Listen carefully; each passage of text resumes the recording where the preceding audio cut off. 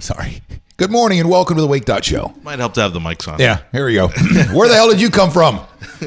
Good morning and welcome to the Wake.Show. How are the levels this morning? Check, test, Little 1, 2. hot. Little hot? Bring them back. Back them off. Back them off. That's good right there. All right, here we go. And welcome to the Wake.Show. Happy post-Christmas. And if you're wondering why we're here, why we're working. What's the... I liked it so much. It was so nice. I played it twice. We're wondering the same thing. No, listen, we know that family's still in town. You've had enough of them, and chances are you're going to be up this morning, and while breakfast is being made or whatnot, you're going to need a distraction. So that's where we come in, because you can either sit and listen to your family talk about, argue about the issues of the day, or you can sit and listen to Johnny and I. Have a cordial conversation about the issues of the day.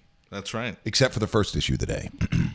Oh yeah. Except for, the first issue of the day.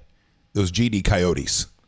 What? I'm keeping my listen. Have I been that under the rock for the past 4 days that I have no idea what you're talking about? Well, it's not like there's a run on coyote killings here in the Bay Area. Although I don't know. I guess did you see the Chihuahua? I couldn't find it. But did you see the Chihuahua going after the coyote in its own backyard? No. I think this was on Saturday morning, right here in Pinellas County, and that terrorizes the crap out of me, or because horrifies, I should say, because I have 2 little Yorkies, as we talk about every day. Frequently, yes. Frequently. And I want to be able to just let them in the backyard. It's not a big backyard. It's right. Your normal sized backyard.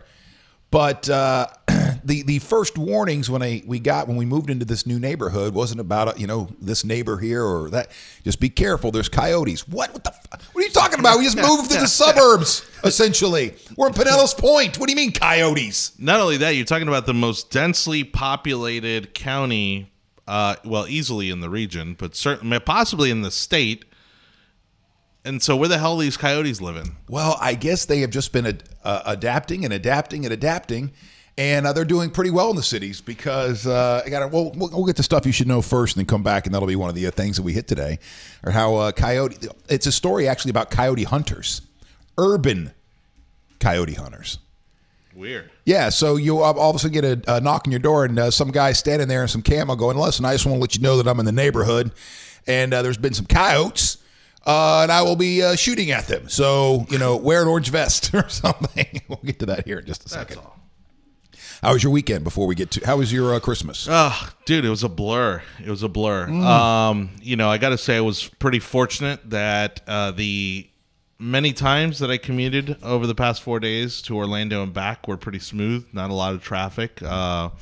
And so that's huge because if you get stuck in it, it's so maddening. Oh yeah, so mind-numbing. No, I got super lucky Friday. I got lucky again Saturday, and then my family came over and they had a pretty ride over from Orlando to Tampa on Sunday. So, no, that's not even the right timeline. I mean, anyways, is in your head Christmas was Sunday? Yes. Yeah, same here. Yeah, exactly. Well, and it doesn't help that we typically celebrate Christmas Eve, open gifts at midnight. That was kind of the ritual for me as a kid.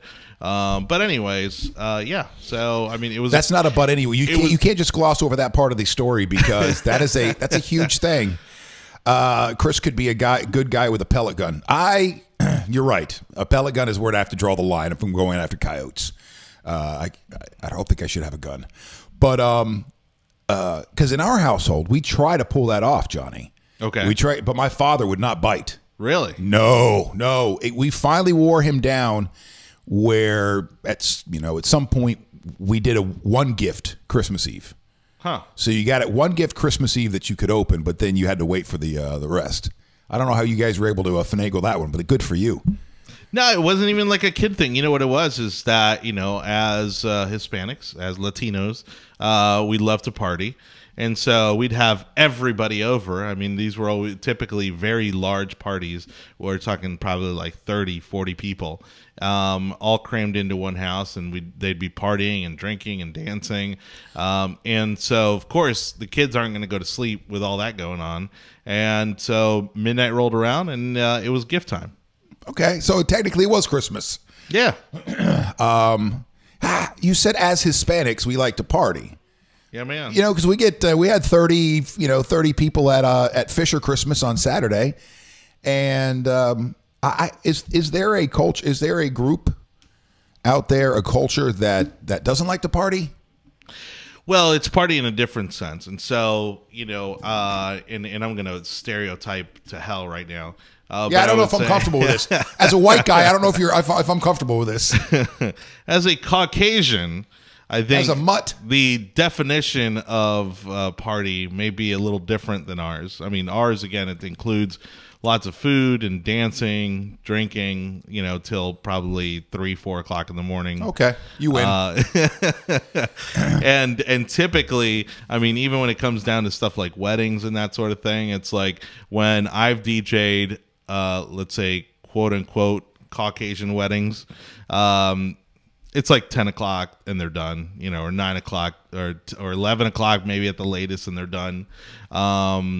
Any wedding, party, certainly holiday that I grew up with, growing up in a Hispanic family, I mean, it was 3, 4, sometimes 5 o'clock in the morning, and it's just going. I would say, you might want to blame this less on your Hispanic heritage and more than just your family is a bunch of drunks. It's a partying drunks. And you don't blame it on being Hispania. All right, let's get to stuff you should know. We'll get back to some of the issues of the day, some of the stories. We'll also talk about, it's that taint week. It's the Grundle week. It's that space in between Christmas and the New Year. God, it's such an awkward week. It is. It really is. And so we still have some holiday things to talk about, like what do you do with all a bunch of gift cards that you don't want? Right. I also love the year-end list this time of year. Sure.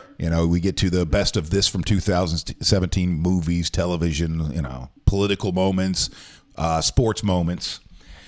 Great after Christmas deals, though, will be one you want to stick around for. True. All right, let's get to stuff you should know. That was the stuff you should know stinger. Oh, is that what that was? Stuff you should know. Heavy wind whips snows fall on parts of New England while sub-zero temperatures sweep from the Rockies to the plains to the Great Lakes. You see what Lake Erie or Erie, Pennsylvania? No. Christmas Day. You want to guess how many inches of snow they got? Christmas Day, one day. I'll go 7. Close. Oh. 34. That is ridiculous. As a Florida boy, as a cracker, I think I've seen snow a total of 3 times in my life, maybe. And it was all in the 1 inch to 2 inch range. And matter of fact, the first time I saw snow wasn't even until I was like 30, I think. At least 30. So I can't even begin to imagine, begin to fathom. No, I can't wrap my head around that. 34 inches of snow. Nope. In one day. Now, what's weird is last night I was hanging out with a friend of mine from Minnesota, and she was telling me it hasn't even snowed there yet. Apparently, I didn't even know this was a thing. This goes to show how much of a Floridian I am. The temperature below a certain point gets so cold that it won't snow. Because I guess there has to be a certain level of humidity. Because the clouds freeze? I guess there has to be a certain level of humidity to create the snow. Okay. And when it gets below that temperature, and I think they hit like 30 below or something this week, they said that they couldn't even get snow. So they're expecting to get snow this week. And for those of you that live up north or are from up north, I bet it's hard for you to even imagine, like guys like us, born and reared. Well, you're born and raised here, right? Yeah. All right. How, right? Because you've never seen this kind of snow or this kind of. I've been snowboarding a couple times. Okay. I've been to Colorado. I mean, and Salt Lake City and that sort of thing. So, but for those of us that live in subtropical climates, it's probably hard for you to even fathom what it's like to not know snow, not to know. Last week we were talking to Eric from the Next Level TNL Nutrition. And he's sitting there, he's telling us about how he had to shovel off the driveway that morning so his, kids could get off to school or whatever. Yeah, nope. Nope. All right, back to stuff you should know. Orlando Lakes woman was arrested for child neglect, retail theft, and possession of an anti-shoplifting device. I want to know what that is. After she coached her teenage son how to shoplift. When store security confronted Mayhessen Al-Hadari, she ran. She snatched her baby out of the little buggy, and then she left her 14-year-old son, who she just coached into shoplifting, and her 2-year-old behind and hauled ass. She was arrested. Heather Menzies-Urich, who was cast as the third oldest of the 7 Von Trapp kids in the 1965 musical Sound of Music, has died, 68 years old. 5 people were killed on Christmas Eve in a fatal twin-engine plane crash near Bartow Air Base. Quote, "There was no chance of survival ever. And that crash is so horrific, no one suffered," said Sheriff Grady Judd. And he knew one of the victims personally. Yeah, apparently one of the, I think the guy flying the plane was a very prominent attorney, well-known guy, very involved in the community. And immediately there was criticism that he should have never been even attempting to fly in that kind of fog. And then other people who knew him and knew of those circumstances came forward very quickly and said, whoa, whoa, whoa, whoa, whoa, this is a very seasoned pilot, and he's flown in these conditions before. But we don't know what happened. No, but that was when we had the dense fog, and denser than usual. But you're right. I mean, they don't know. So, would you like to take a stab at AP's biggest story of the year? Jonny Torres, never mind, because I know you already know. Or I don't know, but it seems predictable to me. It is. Yeah. The AP's biggest story, sports story of the year. NFL players, many motivated by ex-49ers quarterback Colin Kaepernick, say they kneel to call attention to social injustices, but critics say it disrespects the flag. That is one of the biggest stories of the year. And that is stuff you should know for Tuesday, December 26th. Just a few more days left in the year as we get our sights set on 2018. This is the time of year you really start to take stock, get focused. Not everybody. Some people, just go screw it. I'm just, January 1st, 2018 is going to be just another day in my life. But a lot of us, we get focused on that day. We get focused on either the first or the second and going, all right, I'm going to kick this habit. I'm going to try to be better at this going into the next year. Sure. Where are you right now with that? Yeah, no, I like kind of thinking of 2018 as a fresh start, a chance for taking new goals on and maybe changing some things in your life, and so I mean 2017 was okay. It was a good year, I would say, overall. I mean, I had a bit of the good and the bad, but I think 2018's looking fairly positive so far. It's a very stressful year for you. Yeah. A marriage. Got married this year for the first time. Did I tell you that I was riddled with hives the day of my wedding? No, but it doesn't surprise me. Riddled with hives. Now, granted, I had chronic hives for like 9 months, prior to it, and just a huge flare up a couple days going into, of course, the stress of a wedding, getting married. Sure. And I got to show you. I gotta show you a picture of it. All right. Geez, I don't know if I want to do this to you at this time of the morning. You know what I need to do? Just because I'm not efficient enough to transfer everything from my phone to my computer to show it. I need to get one of those little cables, another little HDMI splitter or something like that, just for my phone, so it's just easier to go right to my phone and pull stuff up. I'll just show you how to transfer stuff. Transfer stuff in an easy way? Yeah. Okay. Well, it'll be easy for me to pull up this photo. Oh, I shouldn't show this to you guys. While you do that, just good morning to Sarah, who apparently is having to deal with the sub-zero temperatures. Not sure where Sarah's at, but she's not happy about it. And Cord Owen joining us as he usually does this morning. I'm not showing you the picture. No? Yeah. Is it that bad? Well, yeah, it's a full torso shot, so you got to see me, Sure. Damn half naked. my giant areolas. Says the guy who took his shirt off during this very show. True. And then it's just, I'm just covered in them. Oh, Just comfortable. I don't even know what that's like. Like, I've never had that. Like, I've never seen anybody that's had that. It popped up May. Let's see. This is 2017. May of 2016. And what had happened was, is Jesse Cage and Ed Gruby, Johnny Griffin, and myself, we had started a little business and a podcast called the F&K. And so we went a year. We had over 120,000 downloads, which was not too shabby, for a startup podcast like that. Even made a couple of dollars, a few $1,000s. But then things went south about 13 months into it. And I remember the meeting we were having that day at the office, that this was it. That was it. And I had put so much into this that I felt it like through my entire body, this weird sensation, just a whoosh. I can't even describe, just a weird sensation, overcame me. And I remember sitting there just feeling nauseous and disgusting and this and that. And within a day or two of that is when hives started to pop up, right? So I figured that's what it was. But hives usually just last like 24, 48 hours. And they're gone. So it continued day after day, week after week, week after week.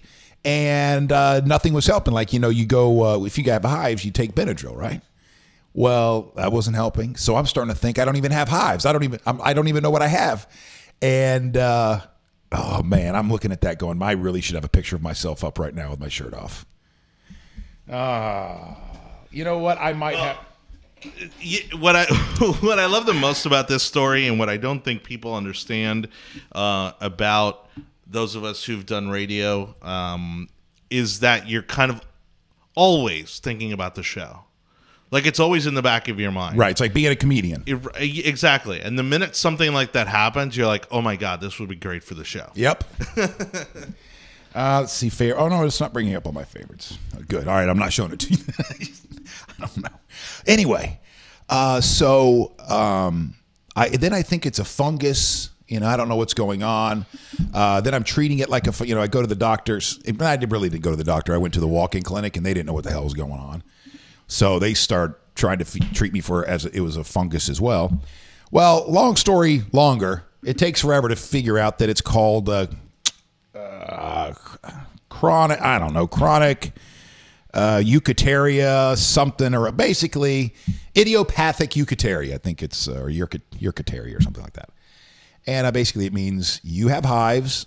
It's lasted more than like 6 weeks, and we don't know why. And only like 3 or 4 cases out of 10 will they figure out why. Come to find out throughout this process. So something was a little off in my system, and there was enough stressors, agitators, whatever it was, to kick in those histamines, however that works. And I literally had hives every day for a year and a half, almost a year and a half. It was just within the last few months that they started to subside, where they weren't there every single day, but then they just will pop up here. Oh, Fish, hey, Merry Christmas. Thanks for coming back from break and telling us about how you're riddled with disease in 2017. We hope 2018 will be better for you too. Buddy, could you move on to something else before I start itching? So anyway, 2017 was a very stressful year. What's my point? Marriage at the beginning of the year and buying a home at the end of the year. And I don't know what was more stressful. The purchase, no, I do know what was more stressful. The purchasing of the home, or once we got into the home, the stress that then ensued. For me, for my wife, it probably was everything leading up to the buying of the house. For me, once the house was ours, that's when the stress began for me. Yeah. And it hasn't stopped. So, all right. Well, happy day after Christmas. I would imagine most of the people that are watching us, where do you think people are watching us from this morning? I'd say at home. I'd say people are relaxing. People are spending time with their family for the most part. Other than Dale Mabry, but it just like yesterday on I-75, and then even this morning on some of the side streets and all that, it was just ghost town. Like you can tell it's a significant change in the amount of traffic than a normal day. Yep, so nice. Please stay home more often, folks. Yeah, well, my younger days, this week, this taint this taint week, this area between Christmas and New Year's. Such a horrible name for it. The Grundle. Was usually when I went out and bought my stuff for the next year, my clothes, because so many things go on sale before the end of between Christmas and the end of the year, like 50% off, 60, 70, 80% off stuff. So that's when I would buy my clothes and whatnot. And so we pull up a story here from ABC Action News this morning about the best after Christmas deals in the Bay Area. Here we go. Both Target and Walmart are knocking off hundreds of dollars from Vizio and Samsung LED and smart TVs. They're knocking off hundreds of dollars, these things. The store, as far as openings are concerned, vary. What time they're, some are actually opening their doors between, 6 a.m., 7 a.m. this morning, kind of like a Black Friday deal, knowing that people are going to be out. One of the things that I was, well, we'll come back to that here in a second, but I want to look into these because, when I do karaoke, right? Yep. You do karaoke, you got to bring out a little monitor with you in order for the words to pop up. Right, for people to see the lyrics. Well, when I'm doing karaoke out at Park and Rec, I just plug into one of their 50-inch televisions they have up on the wall. Sure. I got permission. And, it looks better. You've seen it up there. It's up on the wall. It looks good. The whole place can see it. Otherwise, I just got my little monitor down in front. Right. Well, I broke it.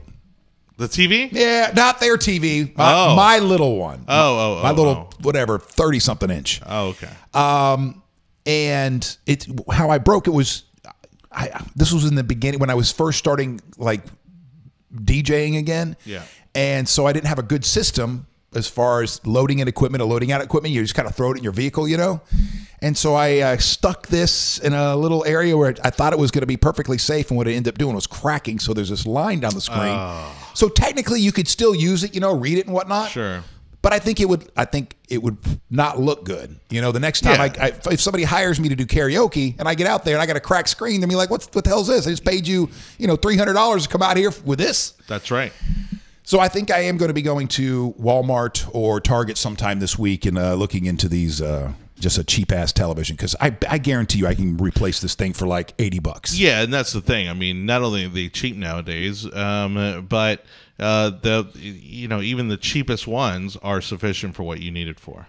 Also, Amazon is discounting the Xbox One for less than $80, the normal price. And the thing that really caught me in this story is Macy's after Christmas discounts. Macy's. Everything from underwear to mattresses go as high as 85%. Well, Mr. and Mrs. Fisher, that would be me and my wife, not my parents. We need a mattress. We need a whole bedroom set. We need a living room set. Dude, I got the hookup on the mattress. You do? Oh, yeah. I got a sweet place. What do you mean you got a sweet place? The best mattress I've ever owned is in like the shadiest place in Tampa, but it's like it was a great deal, good price, and again, it's easily the best mattress I've ever owned. Are you going to share the secret with me or?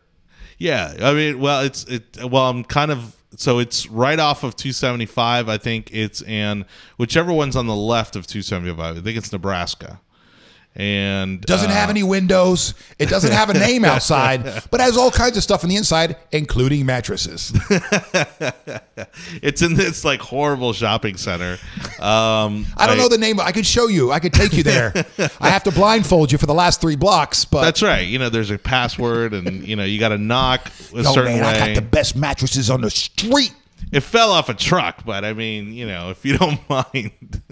Does the mattress have a brand? Yes, it has a brand. Okay. And so did the truck it fell off of. Okay. So I'm looking forward to that. Looking forward to seeing what kind of deals that they have, because that does give me I would say good deal. Yeah, a good deal of anxiety thinking about mattress, those kinds of things, because you know nothing about mattresses.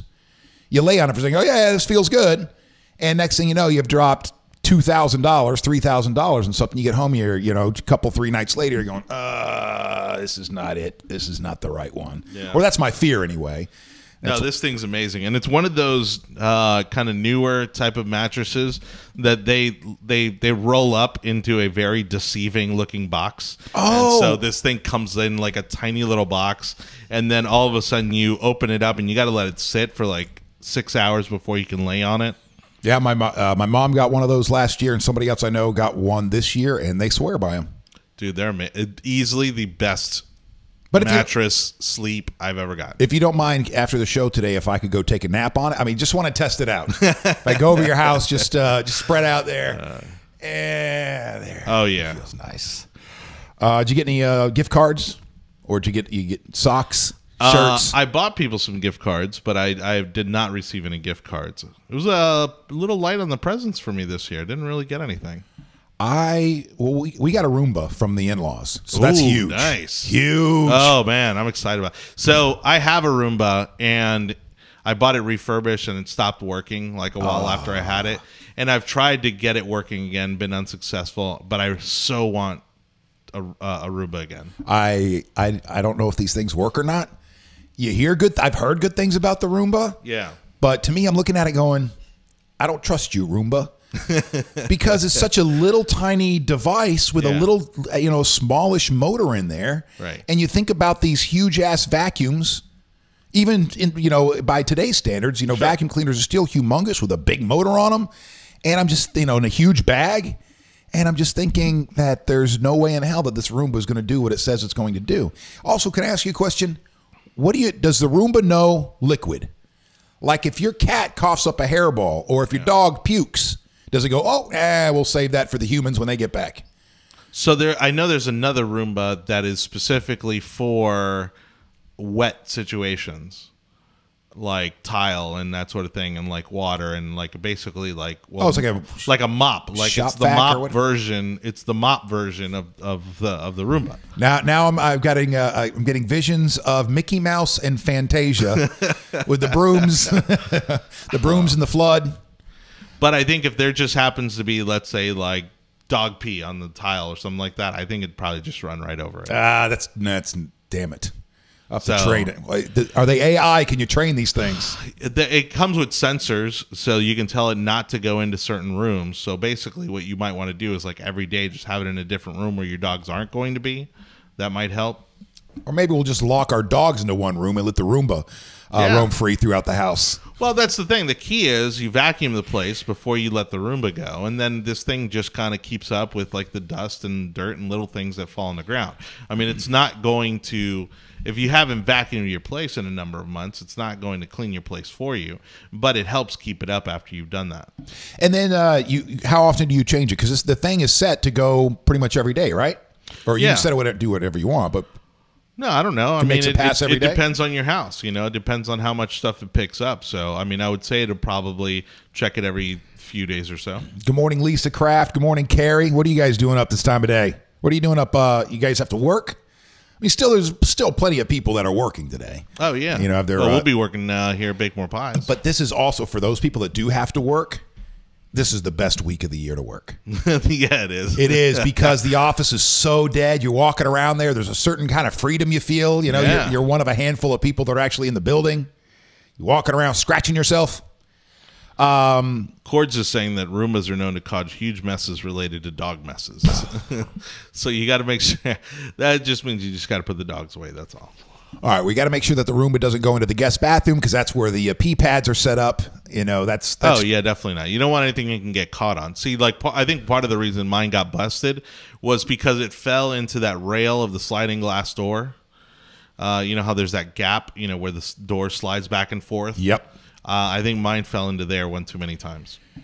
Oh, poor little. Did you name your Roomba? No. Didn't get that much use out of it to the point where I could actually nickname it. All right, here's our first bot of the morning coming from a Periscope as they exclaim H-E-J kissy face. Oh, okay. Well, that's nice.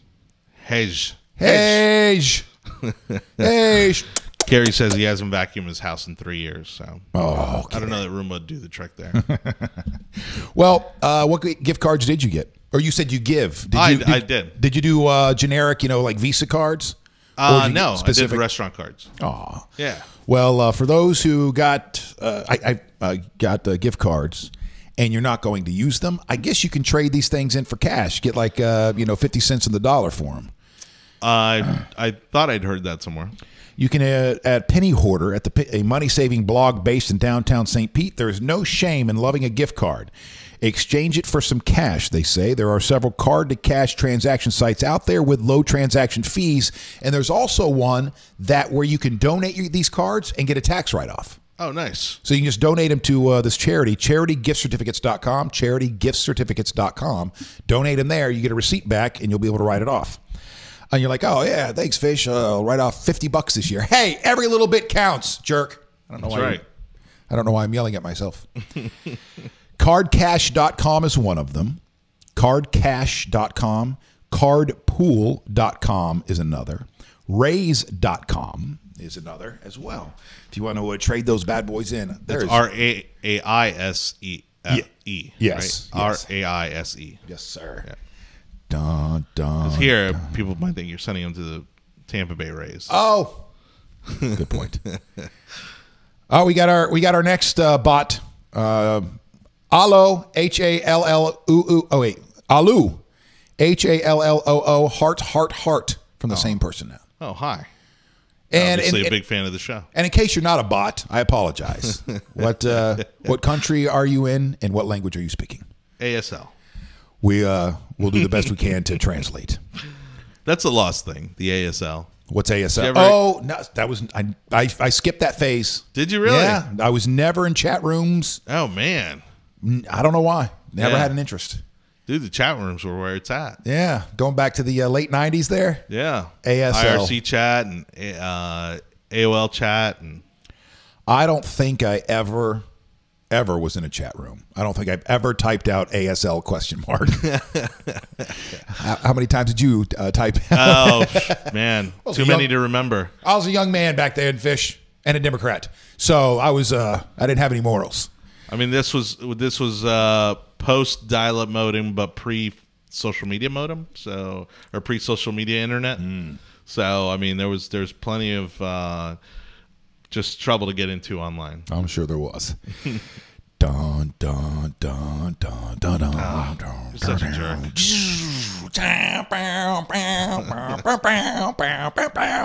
I saw The Last Jedi. It took a week.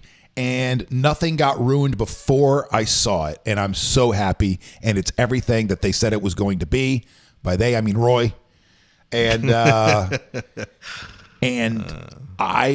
happy.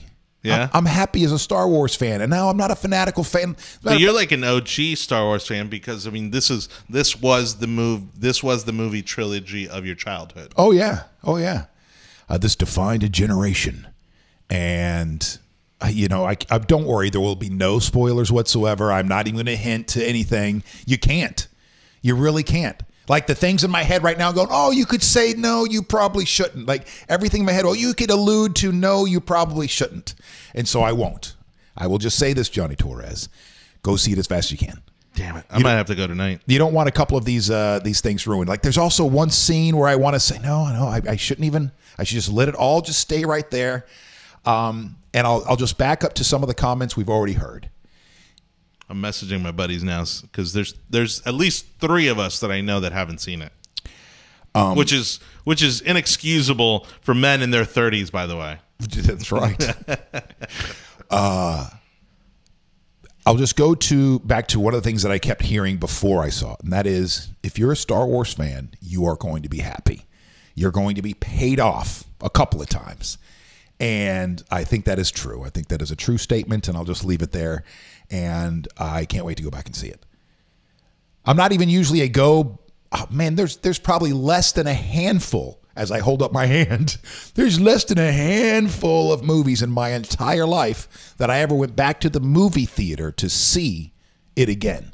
And I couldn't tell you one right now at the top of my head. I just know, oh, wait, I can. One. No Country for Old Men was one that I went back to the theater to watch again. Right. But other than that, I'd have to really sit down and think about it. But now I want to go back to see I'm going to pull up Force Awakens, rent it, and watch that, and then go back and watch it again. It was that good. I liked Rogue One too. I thought Rogue One was fantastic. I mean, it doesn't fall into the trilogy storyline, but I thought Rogue One was fantastic.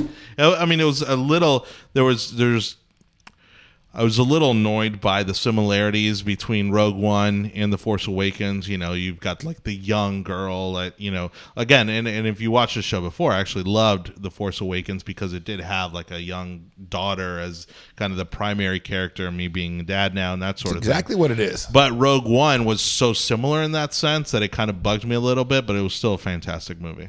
I tried to Netflix that one on Christmas Day.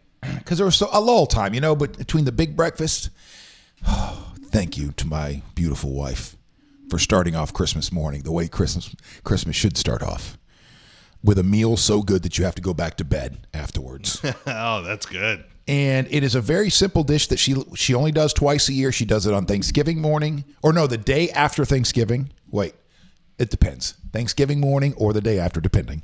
And then Christmas morning. And she just puts in it it's like a casserole. And she just puts a layer of biscuit, right? Layer of biscuits on the bottom. Okay.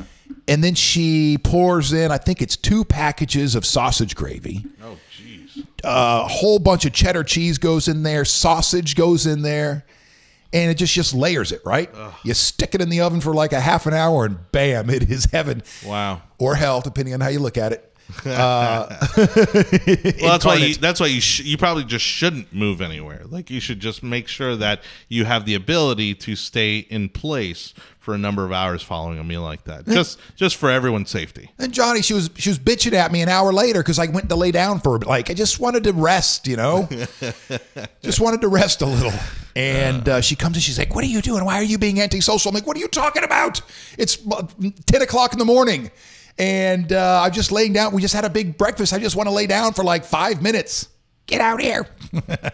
I think because at that time we were waiting for family to come, family and friends over at the in-laws. Yeah. And she just didn't want to be left alone with her parents. That'll do it. Yeah. For a couple of hours. That's exactly right. But I ate so much yesterday, Jonny Torres. You know how we've been loading in our daily food intake, caloric intake into MyFitnessPal? I had so much food yesterday that MyFitnessPal said, stop loading in food. This can't be real. No one human can put that many calories into their body in one day. Are you Michael Phelps and are you high? I got to admit, I've fallen off the tracking wagon. Yeah, so, I haven't tracked anything in the last 4 days, or 3 or 4 days. I know. I need to go back and get caught up. Did you guys watch that miserable loss again yesterday? The Tampa Bay Buccaneers now 4-12. No, I don't think I've watched a single game of football this season. 4-11. Then they have one more game left this weekend. I don't know. The game this weekend was supposed to be a 1:00 game. The NFL moved it. I guess it's part of their flex schedule or something like that. So they've moved it to a later game, 4:30, 4:35, whatever that is.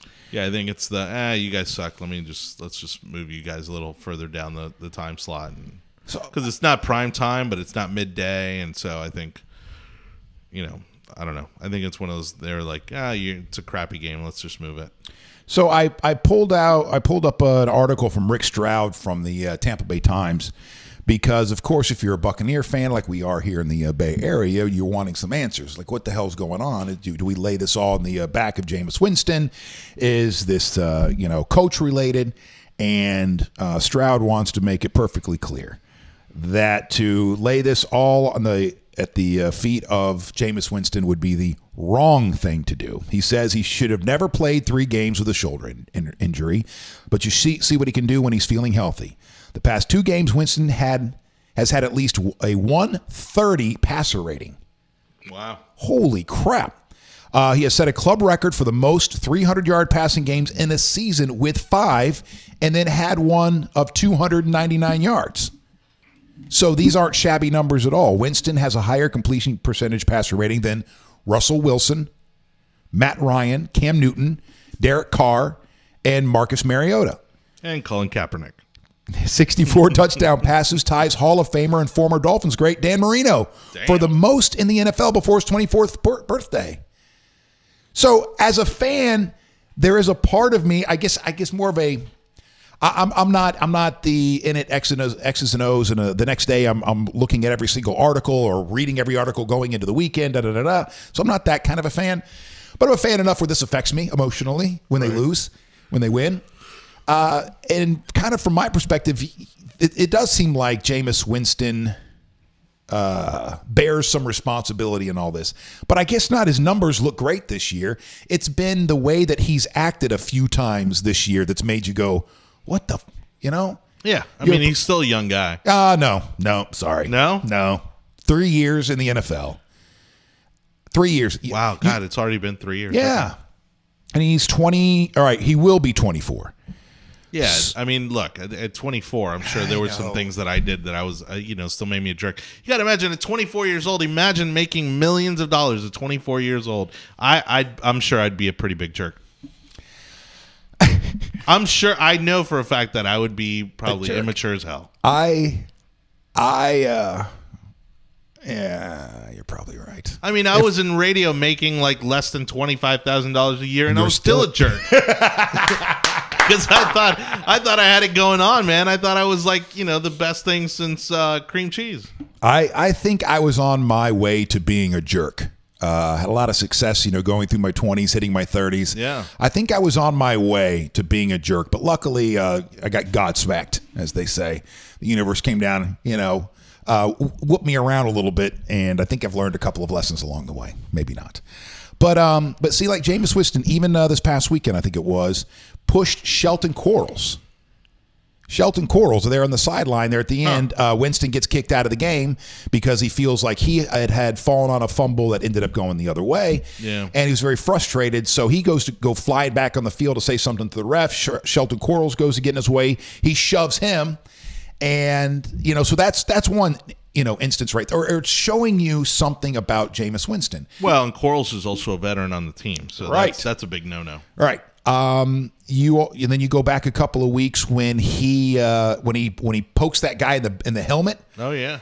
Just punches that guy in the back of the head, which is effed up, man. As a professional ball player, that shows, in all due respect, Mr. Winston, because you are a young man.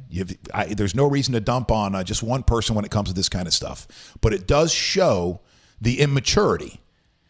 It does show the immaturity of this player. And I don't mean that to be disparaging.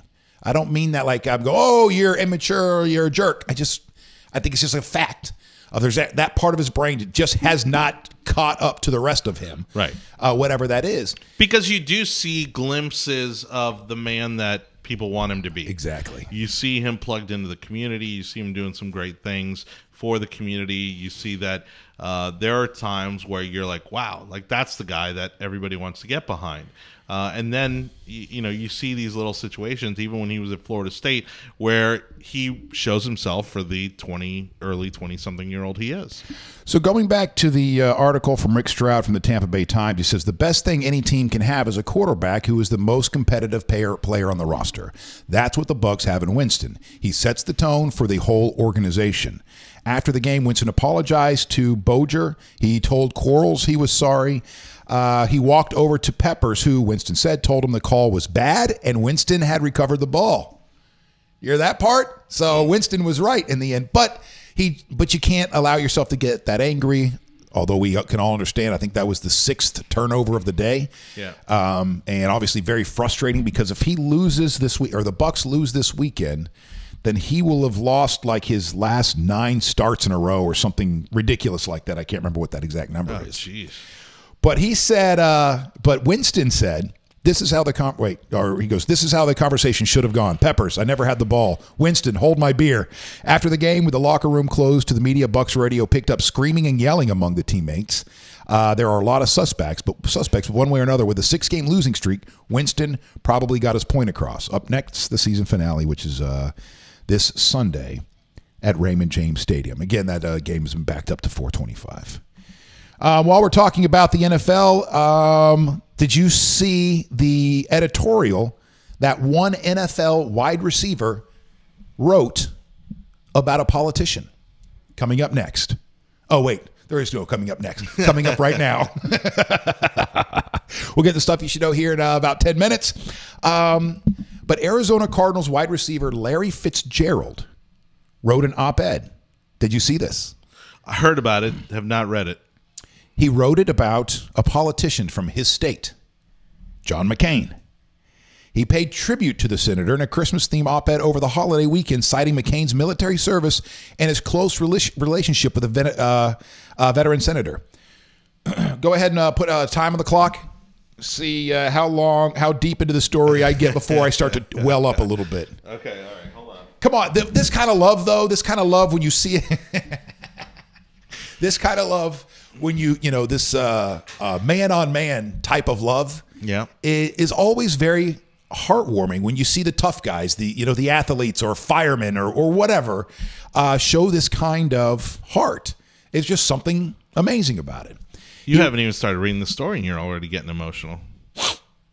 The sacrifices John McCain has made for our country, and especially the men and women he served with in the military, are incredible, Fitzgerald wrote in a Sports Illustrated op-ed published on Saturday.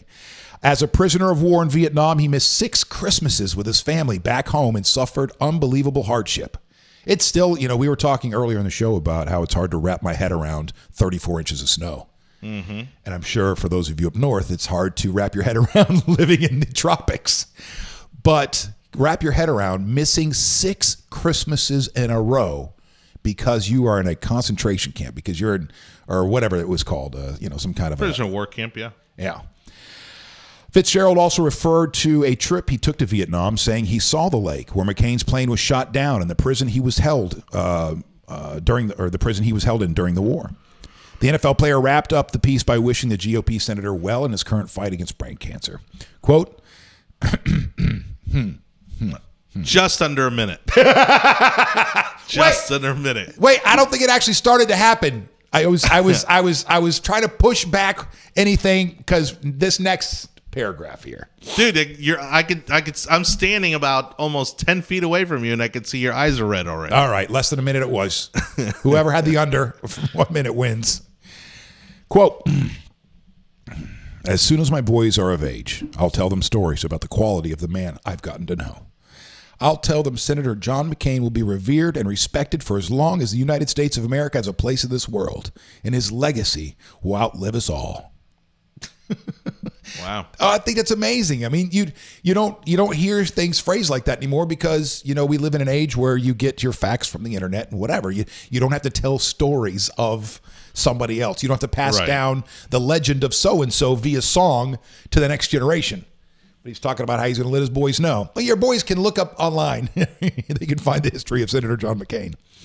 John McCain then took to Twitter to say that he was deeply touched. He said, "Thank you, Larry Fitzgerald. I'm deeply touched. Thanks for all you do to give back to Arizona and our nation. Merry Christmas." McCain, who is an Arizona Cardinals fan, personally knows Fitzgerald and has tweeted at the wide receiver during games in the past. The op-ed comes as McCain battles an aggressive form of brain cancer known as glioblastoma. The senator was forced to miss the Senate's vote on tax reform earlier this month in order to receive treatment in Arizona. And I guess this form of brain cancer, this form of cancer, is no joke. Fatal. Yeah. And it'll take a miracle for him to be able to, I guess, make it through this. Well, politics aside, I mean, Meghan McCain, who I didn't even know is now an official co-host on The View, was there with former Vice President Joe Biden, and they shared a moment where he was talking about his son, who died of the same type of brain cancer that John McCain did, or John McCain has. Sorry, and that was a touching moment, because. Again, I think the family all knows where this is headed. Right. And I wanted to pull that up here to see if that is, in case you guys didn't see this was a good moment, because it's also a moment between two people who are on opposite sides of the political fence. But it doesn't matter, obviously, when it comes to this kind of stuff. Your video will start in 15 minutes. Oh, here we go. Well, I got to unmute my... Your browser? Yeah.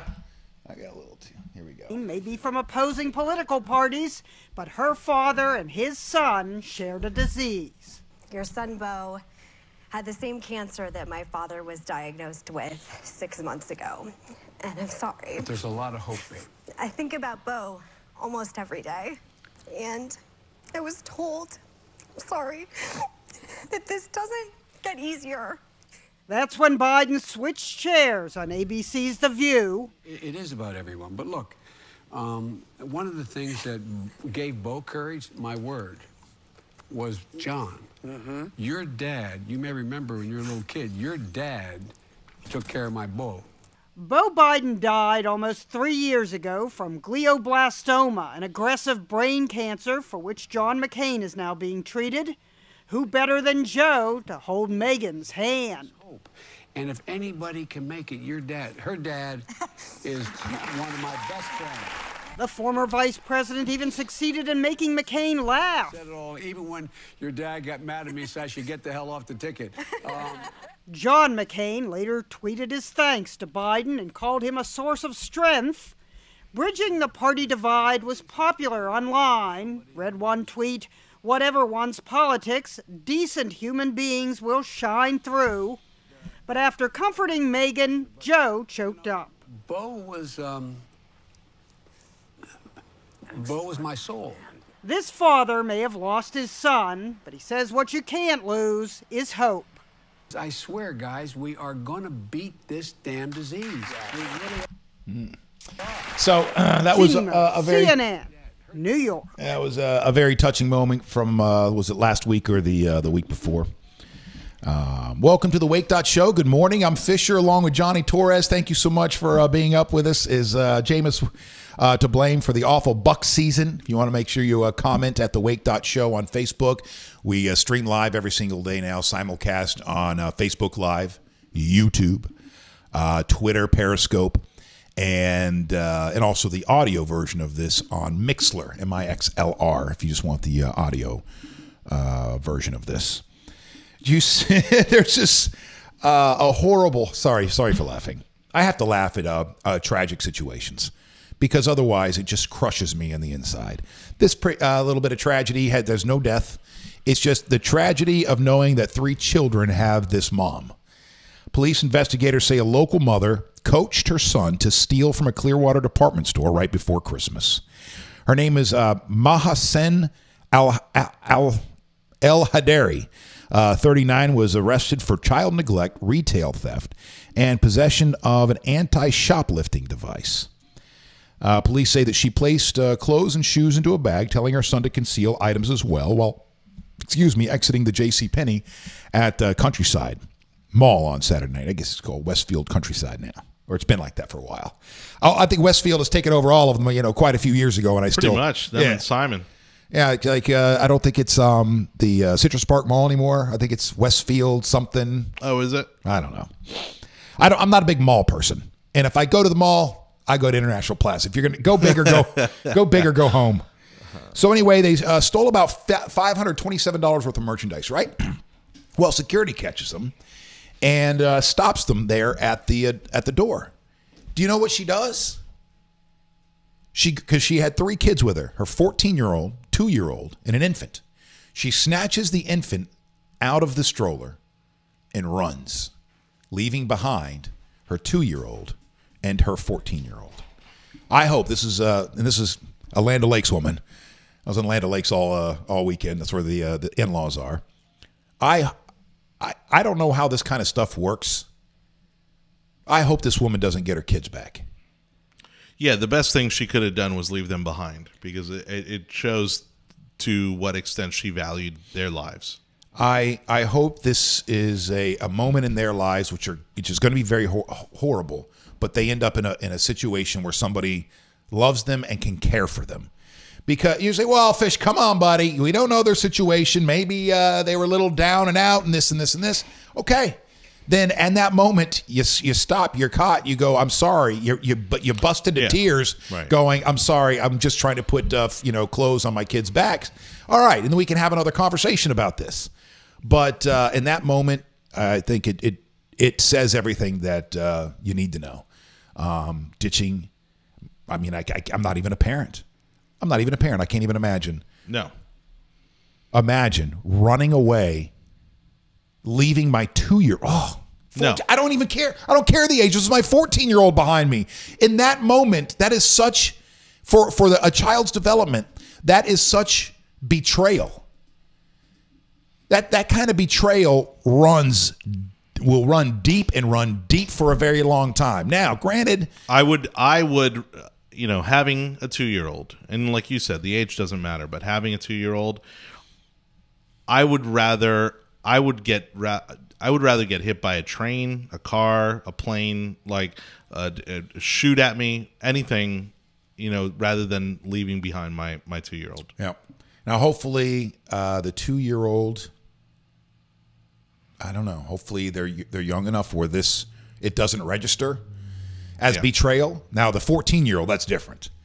That's a whole different ballgame. You just, whatever you thought of your mom before that moment, that it has changed from that point forward. Sure, you are no longer my mother. In my mind, you're no longer my mother. That I don't know what kind of a creature you are, but I hope you die. Well, and around that age is where you start to accept reality for what it is. And I know that I had to accept some harsh realities about my dad when I was around 17. That he was a drug lord, a kingpin out of Colombia? Sorry. Going for the stereotype. Hey, the Netflix series helped, Your dad was Marcos? That's right. Or what? No, wait. Is that his name? Escobar. Narcos is the name of the show, the right? name of the show. Okay. Sorry about that.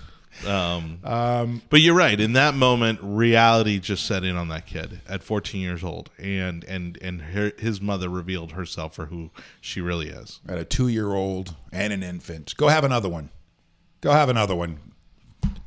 Sorry. Let's move on to the next story. Fish, come on, man. It's still kind of Christmas time. Let's keep it upbeat. Let's not go after anybody. I don't know. No promises. Let's see. We can turn to politics for a little bit. That should cheer everybody up. No, the kind of politics that is literally bullshit. Literally. What? Fish, you said last week that one of the words you hate to hear is literally, because it's always followed up with something that's not literal.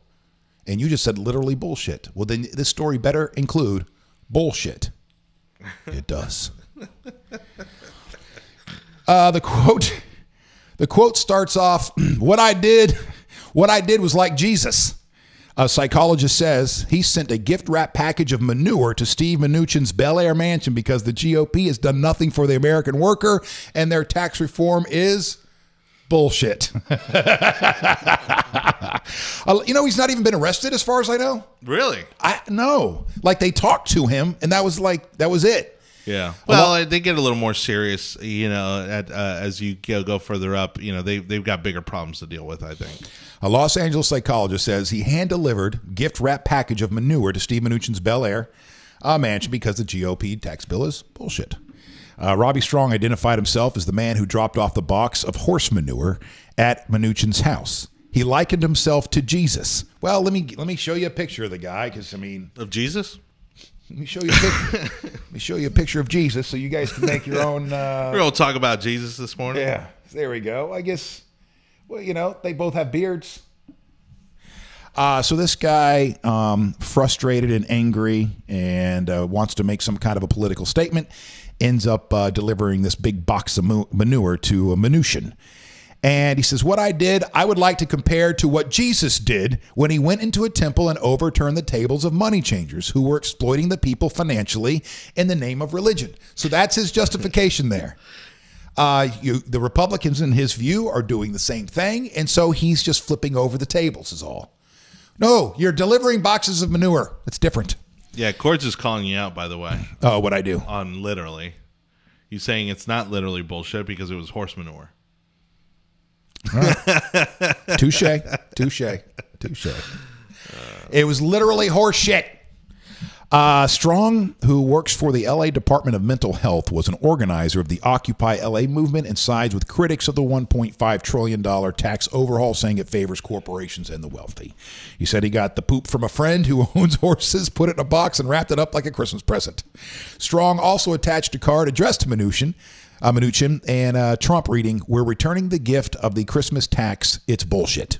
Warmest wishes, the American people. P.S. Kiss Donald for me." When the box was delivered to the Bel Air mansion, a bomb squad was called immediately. Yeah, no kidding. I need someone to ride along and document my Secret Santa project, he wrote in the post.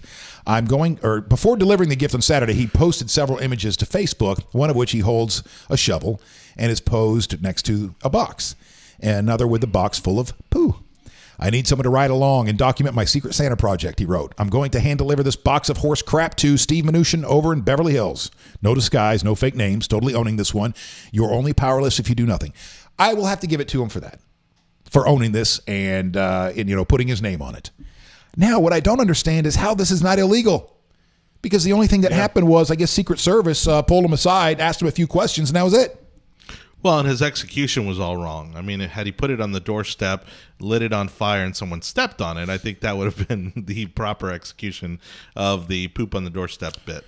So he delivered 2 boxes, one to the smaller home that Mnuchin owns in Beverly Hills, and another to his Bel Air mansion. Oh, of course he has 2. Yeah, because he's in Congress after all. Right. You need a Bel Air mansion and you need a Beverly Hills casita. Was that right? Did I use that right? I think so. At the time of the delivery, Mnuchin was not in L.A. Strong said he was surprised he hasn't been arrested by the Secret Service, though he was questioned at his home. I just got interviewed by the Secret Service, and I've now joined some of my heroes like Timothy Leary and Martin Luther King. Oh, boy. Agents showed up in my yard. Strong says he was exercising his First Amendment rights when he delivered the gift. I'm no constitutional expert, but I have a feeling that delivering poop to somebody's doorstep is not protected by the First Amendment. And you think it's an arrestable offense? I would think so, because it's hazardous waste. It is poison. Well, I don't know. I mean, I don't know what they consider it. Because maybe it isn't. I delivered fertilizer. Just spread it out on your lawn and you'll be fine. Strong says he was exercising that First Amendment right. Quote, it's pure organic horse poop, just like everything that the administration's done so far, he wrote on Facebook. Bomb scares certainly were not my intention, but maybe they should be a little scared, eh? He also pointed out that there's no law that technically there we go. That answers my question. There's technically no law forbidding mailing hazardous waste. That is not true. You cannot mail it. He didn't mail it. He delivered it, hand-delivered it. You cannot mail that kind of stuff. Got it. That's what saved him. Right. Listen, my dad was worked for the USPS for many years. And I promise you that you cannot mail that kind of stuff legally. The bomb, I mean, you can't even mail your, I don't know. I was going to say your blood and stuff like that. But yeah, there's certain things you just can't mail. The bomb squad was sent in, the thing is just fine. So I am surprised that he wasn't fired for that. I mean, not fired, but arrested for that.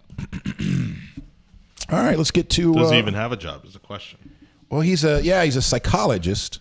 Damn lazy liberals. That's right. You get them. Get them. All right, let's hit stuff you should know real quickly and come back to some of the items of the day. Heavy winds are whipping snowfalls in parts of New England. Sub-zero temperatures sweep from the Rockies to the plains and the Great Lakes. Erie, Pennsylvania got 34 inches of snow on Christmas Day. No, thank you.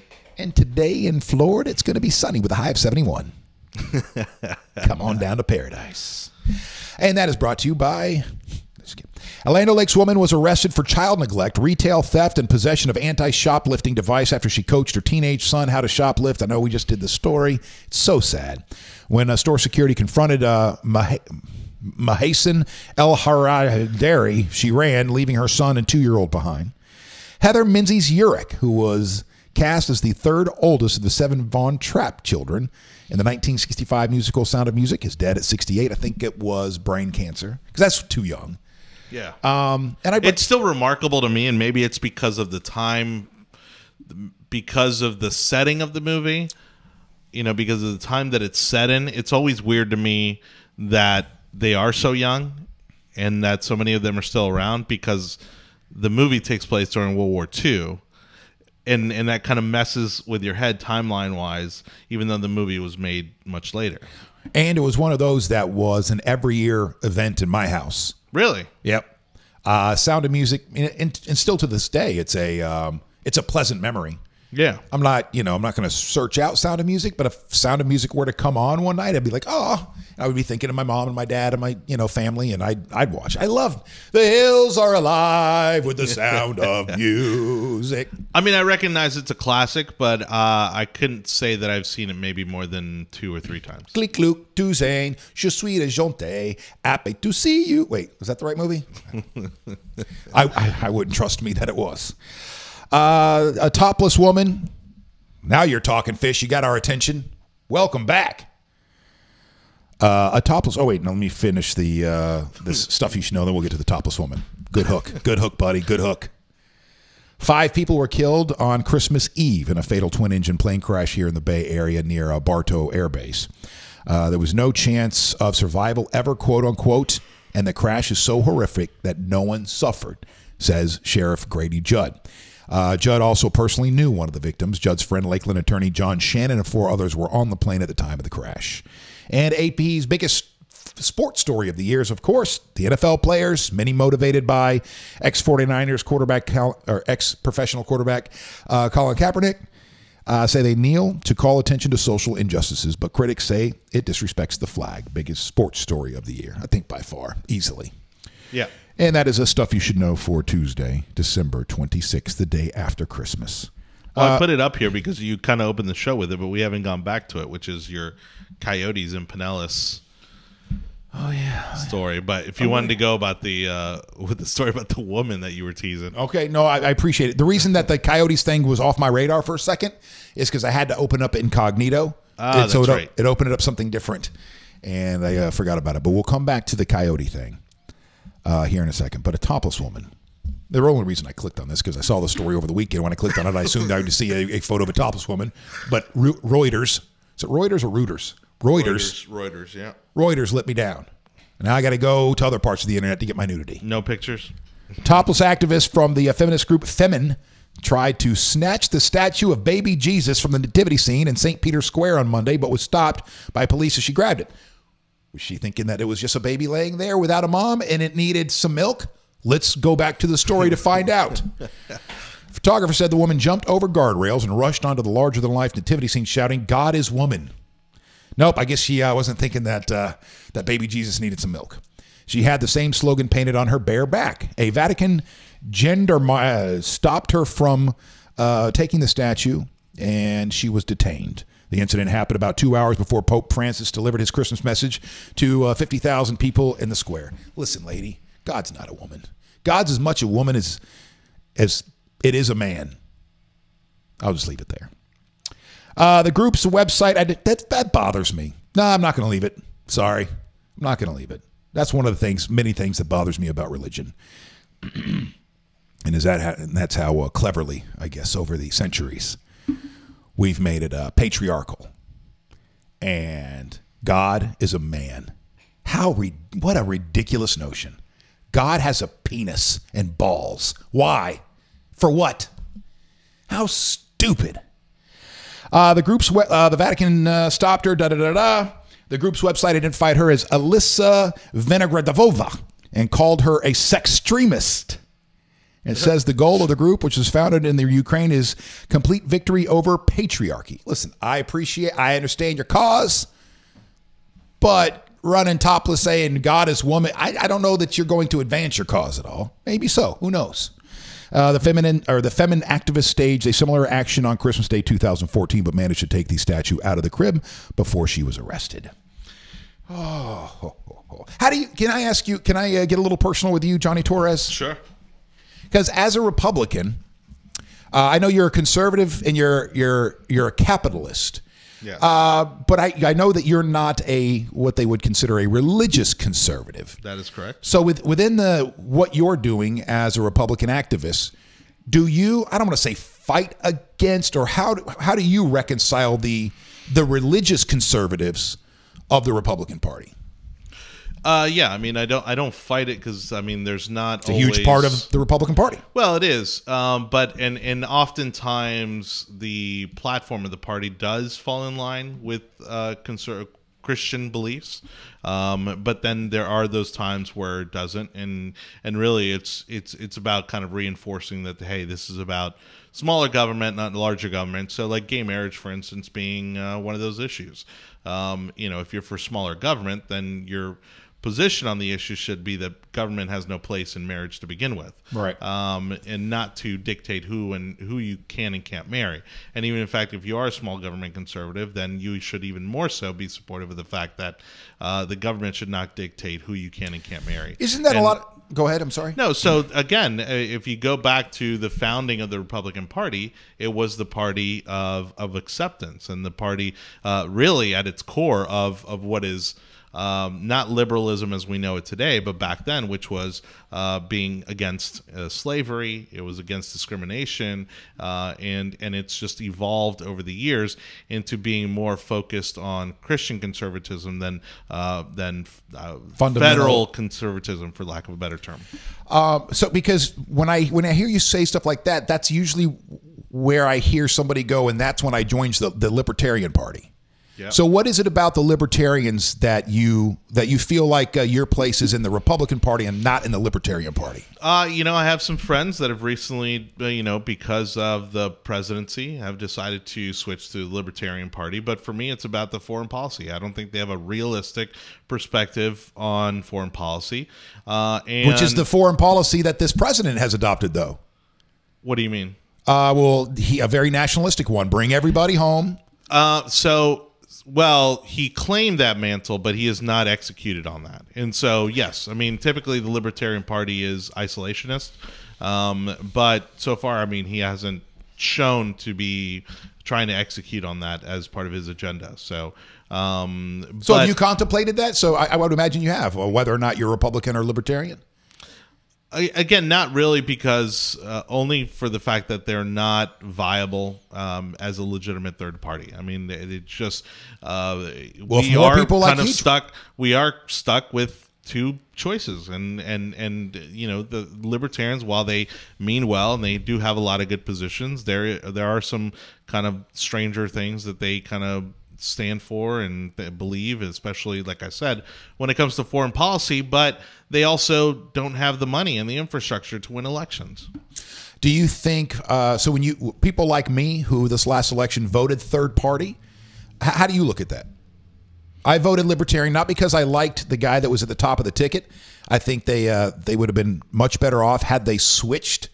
And what was his name? Bill Weldon, the VP. I don't even remember who the top of the ticket was now. And that's a big problem. They have Gary Johnson, who's run a few times, and even him, wrong guy. Gary Johnson, wrong guy to put at the top of that ticket. Oh yeah, no, absolutely. The guy, and he went up there and couldn't answer some very basic questions that you should be able to answer if you're running for president. And so, what would you do about Benghazi? Well, I think she's a great rapper. Sorry. So, but that's exactly my point. They have a tendency to not put up very good candidates, even at the local level. They have people with potential, but typically just not quite the right fit. And locally is where you have the biggest opportunity to win, because there are so many nonpartisan races. I want to give you my scenario, my train of thought. And I want you to give me your honest opinion on it. So going into the last year's election, I could not in good conscience vote for Donald Trump. And I could not in good conscience vote for Hillary Clinton. I felt like we had two horrible candidates. And so I thought, a lot of people thought the way I did, which they did. But I thought I would just go and vote for the most likely third place finisher, which would most likely be the Libertarian, Gary Johnson. So I'm going to throw my vote there. And then when it's all tallied up, I know they weren't going to win, but I was thinking there was going to be a push. There was going to be this, screw you, I'm just going to vote for this guy over here. Sure. And we would have seen on Election Day or the day after Election Day that that number would be in the double digits, like 12%. Maybe if we're lucky, it even gets up to what Ross Perot did there in the early 90s, and maybe even approach like that 17, 18, 19, 20%. And that would there would be a ripple effect. That would send a shockwave through Washington, and that alone within itself would have affected things, changed things. But I was way wrong on that. People, by the time the election came around, either people stayed home, because only half the people voted. Either people stayed home, or they just went out there and voted against the person that they hated more than you too. Yeah. Because look, I've been honest about this. I voted against Hillary Clinton. She's not someone that I wanted anywhere near the White House. And that's how I placed my vote. I mean, and so far, I mean, again, strip away the controversies, a lot of this investigative stuff that's kind of going nowhere. You take away a lot of the Twitter nonsense, and Trump is executing on the agenda that he was elected to execute. Now, again, prior to his taking office, I tell people, look, he wasn't in my top 5. He just wasn't. But I had friends who were incredibly confident that he was going to win. That being said, he is a populist. He's not a Republican. He is a populist, and I think he could have won on either side of the aisle. And so it was just as shocking to you as it was to me that he would win. But a lot of people did exactly what you did, and I don't know that it sent any kind of a message. Nope. But at the same time, I think those small wins, and again, had the Libertarians had a viable candidate, had they had a slightly more reasonable platform on foreign policy, I think they could have made some big gains last year. And I think if they would have switched that ticket around and had who was the VP again? I think his name was Bill Weldon. I probably could. I could Google it, but I mean, why? Because every time I heard those guys speak, it was Gary Johnson, and from what I understand, he's a very intelligent man, and if you get him on the right subjects and whatever, he'll blow your mind. But yeah, you get me on the right subjects, and I'll blow your mind too. Right. But when I would hear these guys speak, and they would go to the guy who was second on the ticket, it was he that seemed presidential and that knew what he was talking about. And delivered everything, concisely and accurately. I wonder what it would have been had those two switched, but it probably wouldn't have mattered. No, it wouldn't have mattered. And that's the problem is that they've yet to kind of hit on the right kind of candidate for their party, somebody that's going to get people fired up. This, I think, was probably their best opportunity ever to not win the election, but certainly to win over people that may have been looking for another party, another option.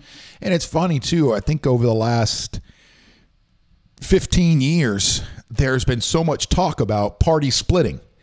There's been phases where, this is it for the Democrats. There's no way they're going to hold on. There's a tectonic shift happening in the Republican Party. They're going to end up splitting into da-da-da. That's not going to happen. It's not going to happen for the same reasons that Johnny is a Republican, and that is because you try to do something else and you're going to lose everything. If you try to become something else, you're going to lose, or that's the fear anyway. But that I don't know. Yeah, look, I'm involved because I want to be part of the process. I want to be part of what shapes the direction of our country and our communities, and the Libertarian Party isn't doing that. Once they start winning elections, because they should be able to win with or without me. If they start winning elections, then at that point I might consider it, right? Then, okay, maybe you're a viable party after all, and maybe you're somebody I need to consider. But until they start winning elections, then what's the point? So this goes back to my main question about how do you view people like me who voted third party on purpose for the reasons I gave? Do you go, well, you're an idiot. That's a wasted vote. You should pick a side, one of the two main ones that you think are going to win, and try to impact that party. If you're a little bit more left-leaning, then become a Democrat and try to, influence. I only think it's a wasted vote if you think that person is genuinely going to win an election. If you think that person actually has a chance to win the election, then at that point it is a wasted vote.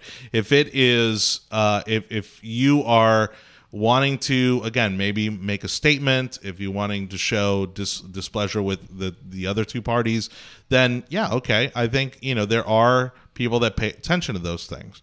But again, it's if your objective is to, as I said, change the shape and direction of the country, you're not going to do that by voting for a party that it doesn't put up viable candidates. What is it? What's the phrase we hear after every election? That this was something by the American voters This was a mandate. A mandate, yes. Has there been any? Maybe there was a mandate in 2008. I think, but hasn't pretty much every election over the this millennia come down to next to nothing. First of all, you only have half the country voting, right? And then it's very close. But it's so funny too. Whoever wins it, doesn't matter who wins it. They come in going, "Here's a mandate. It's a mandate by the American people. That means they want this." First of all, dick. Half the people didn't even vote. They're so disenfranchised with the system, didn't even vote. And out of that, whichever, team got in there, barely won once they got in there. I don't know when this was the last time there was a literal mandate, where there was just a landslide of a victory, and it was obvious that Americans went no to your ideas, yes to their ideas. No, there hasn't been a landslide in a long time, and I think you're absolutely right. The mandate word or term gets overused, and by whoever wins. Yeah, exactly. And so, but truth be told, I think it's one of those things where people don't realize it, but Trump is more centrist than he is a Republican, and they get caught up in the rhetoric rather than in his actions. And I think if you were to step back and look at it that way, you'd realize that he is more populist than he is any type of partisan. I don't even know if it's that, because if he's populist or if he's really playing to a certain part of America, that we call his base, and then that's it. Doesn't care what else, doesn't care about anything outside of that. He's got his message. He's got his worldview.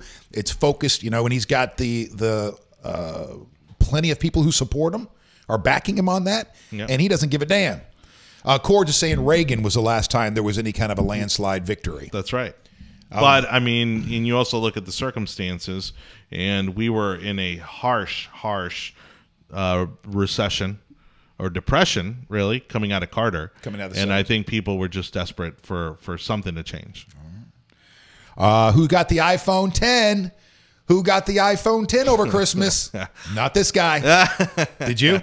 No, but I've been considering it. Yeah? Well, let me go ahead and bring that up here for a little visual in the background. Well, Cord's also, before we move over to this, Cord's also brought up Ross Perot. And you're right. Look, an independent candidate with money or a third-party candidate with money, to me, is viable. So it doesn't have to be the best or the most attractive candidate. But if they are able to raise the money necessary to be a candidate, to me, that makes for a viable candidacy. So this is interesting. My mother-in-law got the iPhone 10, the iPhone X, the iPhone 10. Nice. For Christmas. Yeah. And I want to say she's a technophobe, but she is not technologically inclined. Okay. Yet she's got the most powerful weapon on the planet right now. And the rest of us, and this is my wife, she's like, I for the first time in my life, am jealous of my mother. She has more technology in her hand than the original space shuttle? Yep. But this is interesting. Analysts cut iPhone X shipment forecast, citing lukewarm demand. And I'm wondering if this is because they released the 8 and the 10, bam, bam, back to back. Absolutely. And people are looking at it and going, okay, wait a second. What am I getting ready to spend $1,000 on? Okay, so it's going to recognize my face. When I go like this, the screen has got the infinity pool screen or whatever they call it. They got the screen that goes out like that. Other than that, well, that and the fact that there have been some issues. Apple has been really struggling with issues this year, both on the software side with the updates, and then also the iPhone 10 has had some issues that people have had to send them back. I mean, they're very good about PR-wise about keeping this to a minimum, but it's still well documented out there if you look at the phone issues, the issues that this phone has had. Apple Inc. looks like it's having a not-so-merry Christmas, says Bloomberg. Analysts have lowered iPhone X shipment projections for the first quarter of next year, citing signs of lackluster demand at the end of the holiday shopping season. See, when I see something like this, my immediate reaction is, ooh, like, is this a signal? Is this a sign of the times? Is Apple getting ready to lose its footing in this world? Not in this, on this planet. I mean, in the I think it's a little. I think that's a little drastic. I don't think it's that bad. So they're projecting it to be as low as 35 million units, which is 10 million units less than they previously estimated. After the first wave of demand has been fulfilled, the market now worries that the high price of the iPhone X may weaken the demand in the first quarter. So if this is true too, I would, for those of you that on your plans, you're ready for an upgrade, hang tight. Yep. Because I wouldn't be surprised if in the next month or two, you're going to see, if this stuff is true, if this holds up and they're not shipping like they want, then you're going to see some great deals. Oh, yeah. I know that, or I'm making some assumptions based on conversation I was overhearing, but I think what my father-in-law did to buy this for, my mother-in-law, his wife, it wasn't as simple as he didn't just lay down $1,000 and say, give me the phone. Where he was in his plan, he could upgrade, and if he did this and did that, he said that he actually lowered his monthly phone bill, and for less than what he was paying before, he's got the same stuff plus the iPhone, this new iPhone. Nice. So he's paying monthly on this thing like $70-$80 a month. Sweet. But even with all that, he reworked his deal, and it got the monthly payment is actually lower than what it was beforehand. So he looks at it like it's a win, like he got the phone for free. I don't know if that's true or not, but that's the way he's looking at it. Well, again, they're always kind of restructuring their plans, and there's going to be promotions, and especially this time of year, companies are looking to hit their numbers, which is why this story is even coming up. But, companies are trying to hit their numbers at the end of the year to impress and to reward stockholders. Regards from Paul in Montreal, Canada. Good morning. I would imagine you guys are, it's a little chilly up there as well. Well, if we got sub-zero temperatures across the plains here in America, let's see. Montreal. Well, Merry Christmas to my friend Catherine, who's also watching this morning. Would you like to take a stab at degrees in Fahrenheit in Montreal right now? Let's see. I'll be unoriginal. Go with my birthday, 7. Close. 10. Nice. 10. Well done. Almost got it. Almost nailed it. 10 degrees. 10 degrees. Good Lord. Well, look. Paul's an incredibly talented guy in the public relations world, and he used to be able to come down once a year. We worked together on the Grand Prix of St. Petersburg, and I know he is quite sad that he no longer gets to do that. But we'll find an excuse to get him down here. So Paul in Montreal this morning when I got up in St. Petersburg at a what was it, at a brisk 51 degrees? Yeah, 51 degrees this morning. I put on this effort right here to walk out of the house, because if my ears are cold, if my ears are warm, the rest of me's warm. See, well, for me it's my hands. But he says he also got a foot of snow. A foot of snow. Never seen such a thing, sir. Never seen such a thing. Just back to the iPhone 10 real quickly. They're saying that the reason for this weak demand is because of the iPhone's high price, $1,000, and its lack of interesting innovations. Quote, bad news here is that highly publicized and promoted 10 did not boost the global demand for the iPhone X. Apple has been counting on a redesigned 10th anniversary iPhone to boost shipments as its market value advances towards $1 trillion. Well, and this is, again, public perception versus reality. People look at the phone, and I'm not even talking comparisons to other phones that are out there.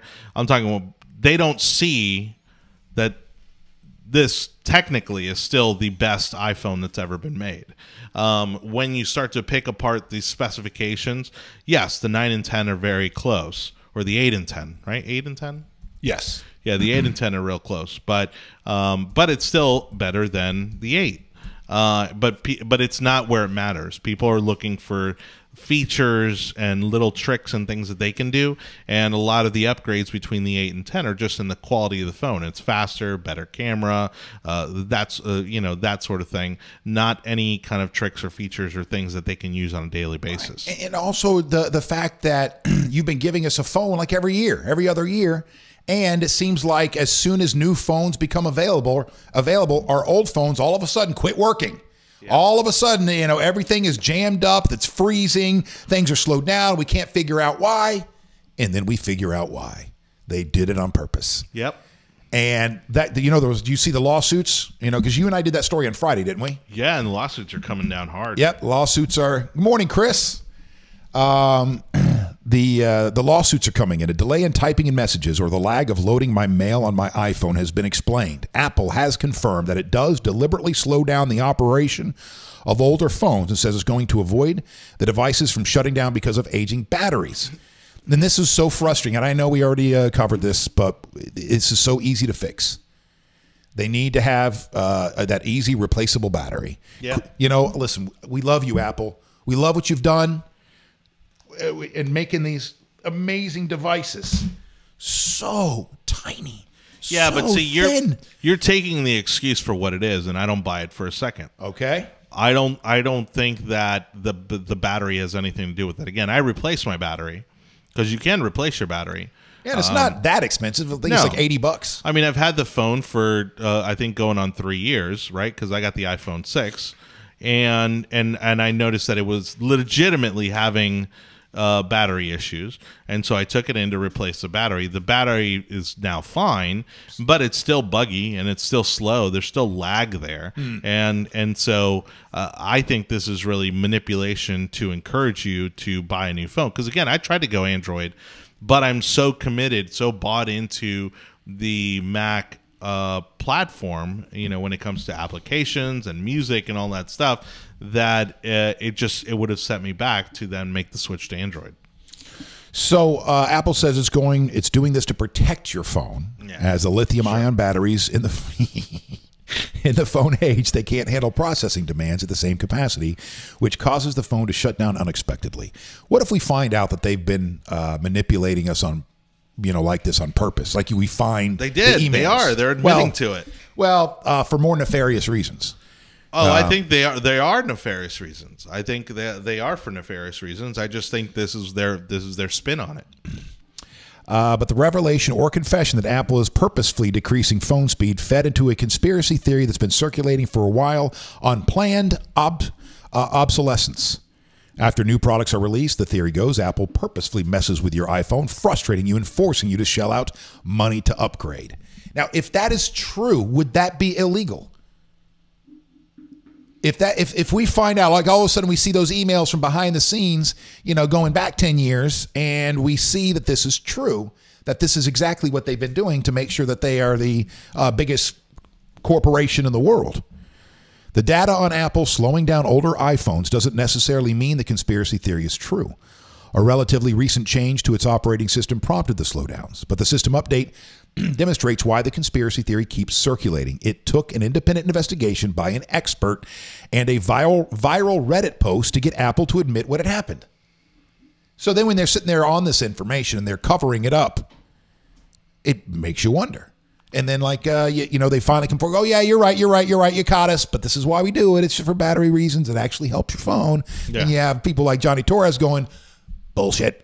No, and the more reasonable response here would be that, look, as the technology improves and as the features evolve, we have to update the operating system, and that pushes out elements of the old operating system, which are more compatible with the older phones. That, to me, is a much more logical response than stupid battery life. And did you know that this all began with a Reddit post? No, did not know that. I did not either. People who only love me some Reddit. The iPhone 6, 6S, 6S Plus devices complained earlier this year that they were spontaneously shutting down even though they had sufficient battery. This was usually happening during peak current demands when you're doing something on your phone that required a burst of power in the middle of a game or downloading an app. Those users had to plug in and recharge their phones in order to get back online. Apple acknowledged the bug and introduced a fix and an update. Phones no longer shut down, but according to the users, they did slow down. Then last week, a Reddit post blew up that suggested the iPhone battery might be to blame for the slowness problems. And that's when this started to unravel. And by the way, this was a story. This was just a story from last week. So that's where we are with Apple. It still doesn't drive me away from my Apple devices. No, again, that's the thing. You gotta love the fact at how seamless all the devices work together. Do I think that Android makes a better phone in some cases. Possibly, you could look at some of the phones that are out there, you know, and the Pixel and the newer Samsungs and the new Google phone. Well, that's the Pixel. Sorry. Oh, sorry. And so you could make the argument that, you know, they're slightly more ahead of the curve than the Apple phones because there's more competition in that space. So they're pushing each other harder than Apple is because, again, this is a platform thing. You've got more developers, more manufacturers on the Android side than you do on the Apple side. So nobody's really pushing Apple other than the overall market share between Apple and Android. But the point here being is that what I love about Mac products is that they all work seamlessly together. And so my Apple TV, my Mac, my iPhone, if I had the Apple Watch, like they would all work seamlessly together, whereas the Android phones don't really have that other than having the Google products, the Google services as kind of that unifying element.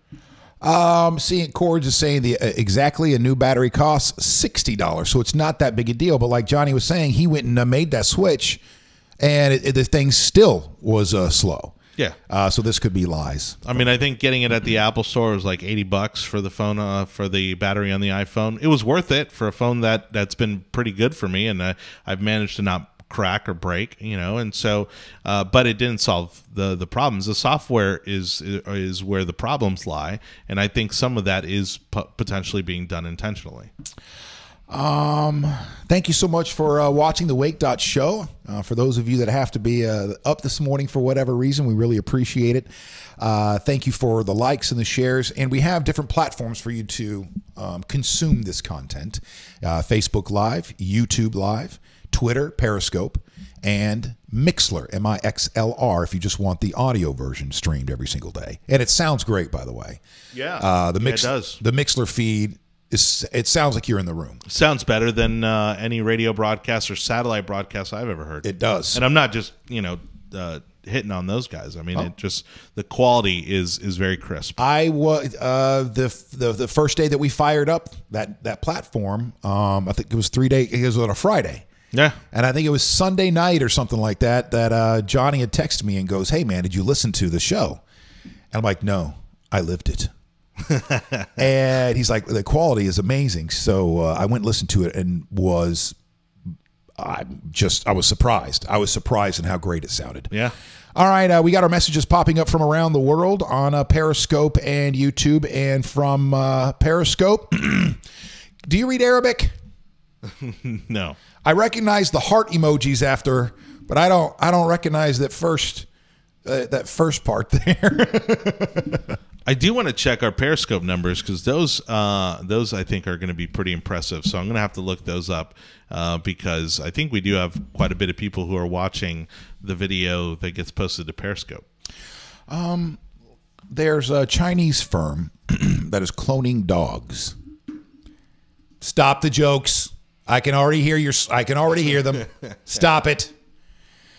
With his black, brown, and white fur, Long looks like most beagles. But this puppy has been sick with a blood clotting disorder since birth, exactly what scientists in China had wanted. The pup was cloned from Apple, a different dog whose genome was edited to develop this particular disease. With that genetic information now coded in, the disease, a leading cause of stroke and heart sickness, was passed along to Long, who scientists will use to study the condition and its possible cures.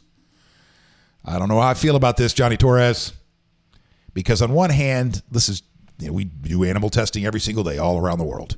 Right. But it just seems so weird to couldn't you have done this to a pig?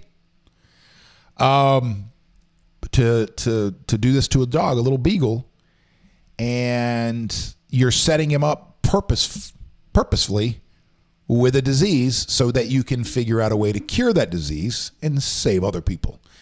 Long's creator, Beijing-based biotech company Sinogene, said Long is the world's first dog cloned from a gene-edited donor. With Long's birth, the scientists claim that China had matched South Korea as a leader in canine cloning technology. South Korean scientists first cloned a dog in 2005. If you could clone your little ones and it was cheap, would you do it? I'm talking about your dogs, not your daughter, by the way. I'd clone her too.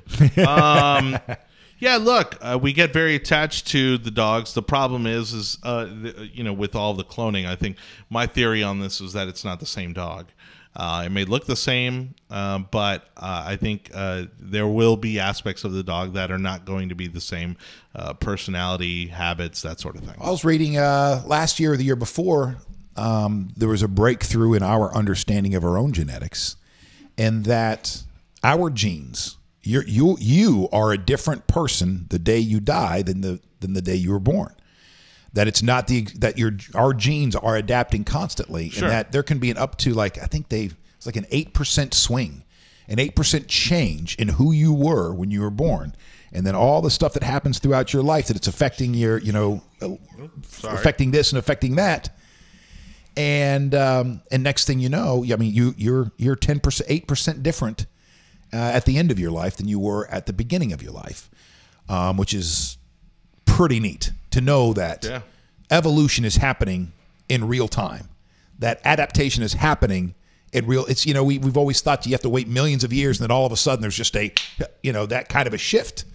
But seems that nature's kind of funny. A quote: a cloned dog born from a gene-edited cell donor is certainly a breakthrough. Synergene has successfully cloned 2 more puppies in this manner, meaning the company now has 4 genetically identical puppies, and they all have the same traits. They're to be neat, but I would clone our dogs. I would if it were available and it were affordable. I would do it 100%. Why? Because on one hand, it would be cool to see those same traits in the new dog as your old one, like little Roxy McPoopenstein. But Johnny's also right. It's not going to be the same dog. There will be things that are very different. Yeah, because that dog will have very different experiences than the dog before him. And what happened? Chris Moore in the comment section says, my only evolution has been in weight gain. Oh. Well, there's that Santa meme, right? It's like you believe in Santa, then you believe Santa's fake, and then what is it? You become Santa.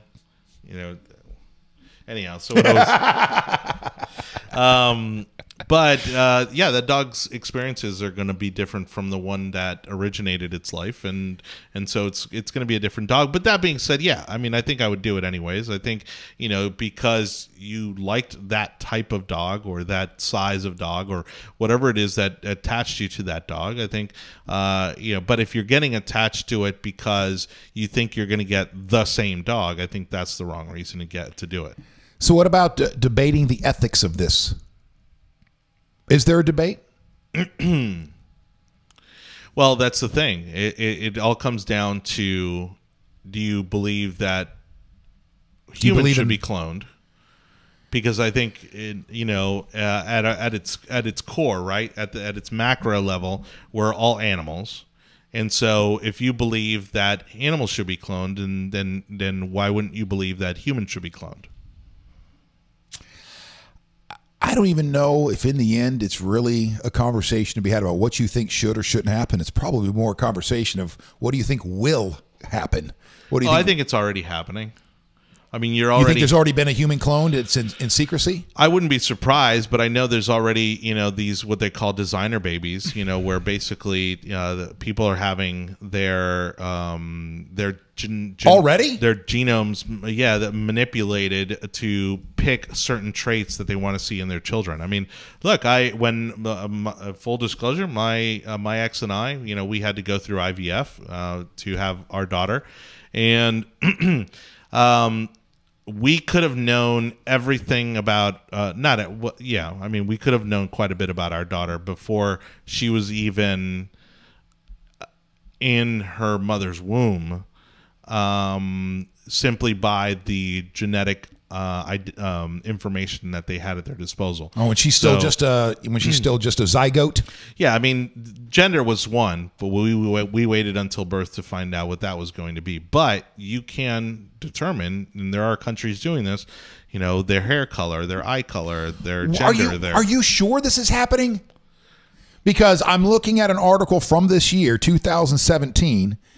That says the designer baby era is not upon us.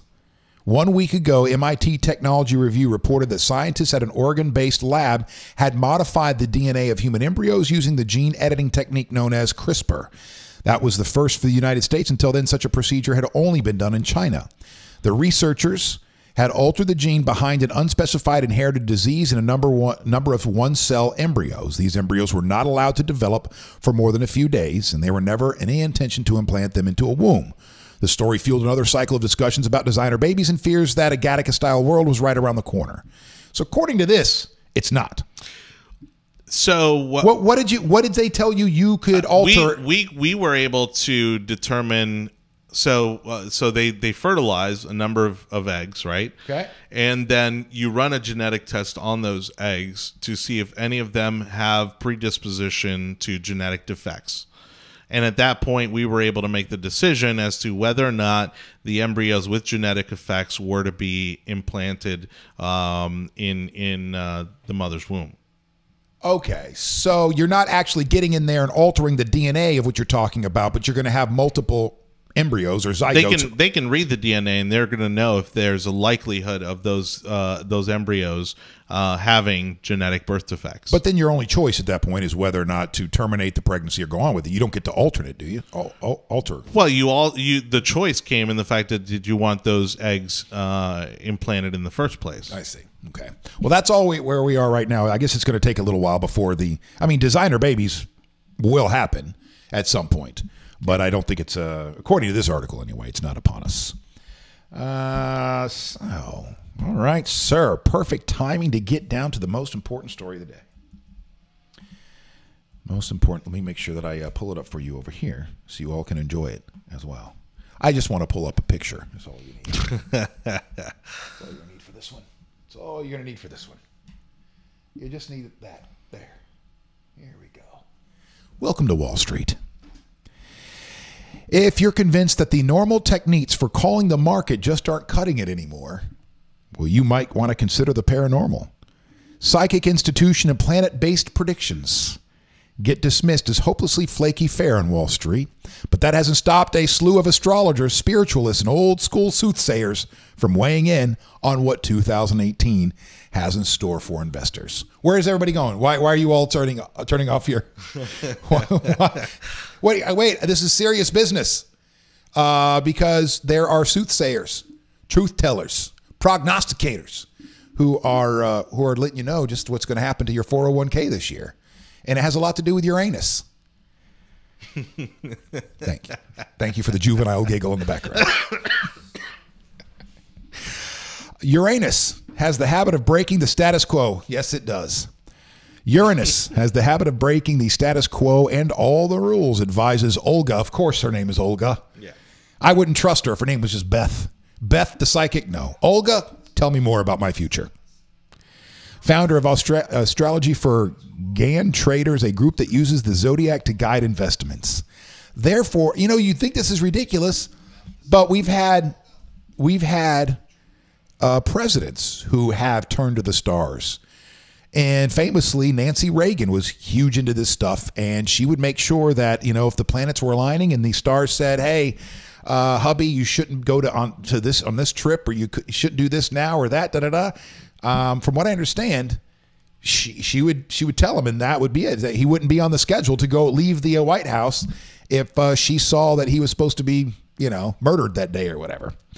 Therefore, we'll see Saturn try to control the revolutionary spirit of radical Uranus.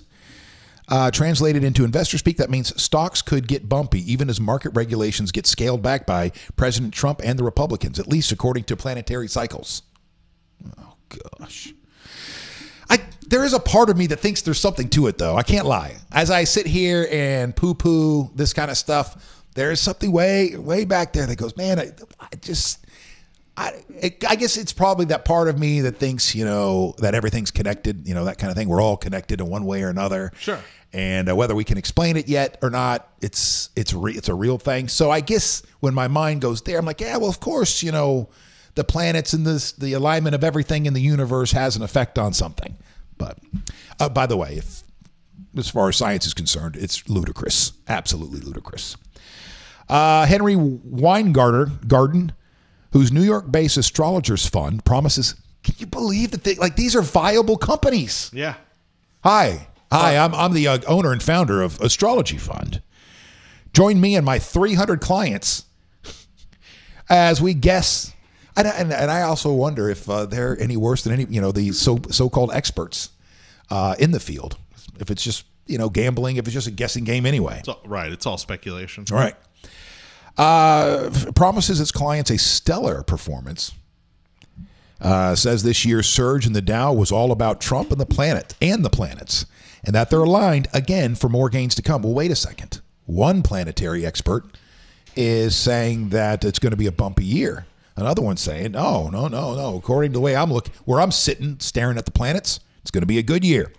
Last year was under double Jupiter. Did you know we were under double Jupiter last week? Yeah, I totally forgot about that. That was the original name of the show. Yeah. Double Jupiter. I was actually going to go by the Hard Rock and drop a few bucks. This year he's under Jupiter/Neptune. So you know what that means, planetary alignment specialists. Means the sky's the limit, according to this, quote unquote. Still making fun of it. You're making fun of this. I mean, still the planet-minded stock picker admits, quote, we may have a sell in April and maybe a little sooner. In commodities, this guy says he's, quote, long copper for both fundamental reasons and astrological reasons. So does that mean you're buying copper? Is that what he's saying? But you want to stick with the copper for a while? I don't know anything about this speak. While some monetary oracles look to the stars, others have visions that are financially focused. Laura Day, who doesn't like to be called a psychic, says she works with firms, traders, and occasionally investment novices to channel the future of specific companies and markets. Quote, I literally see things.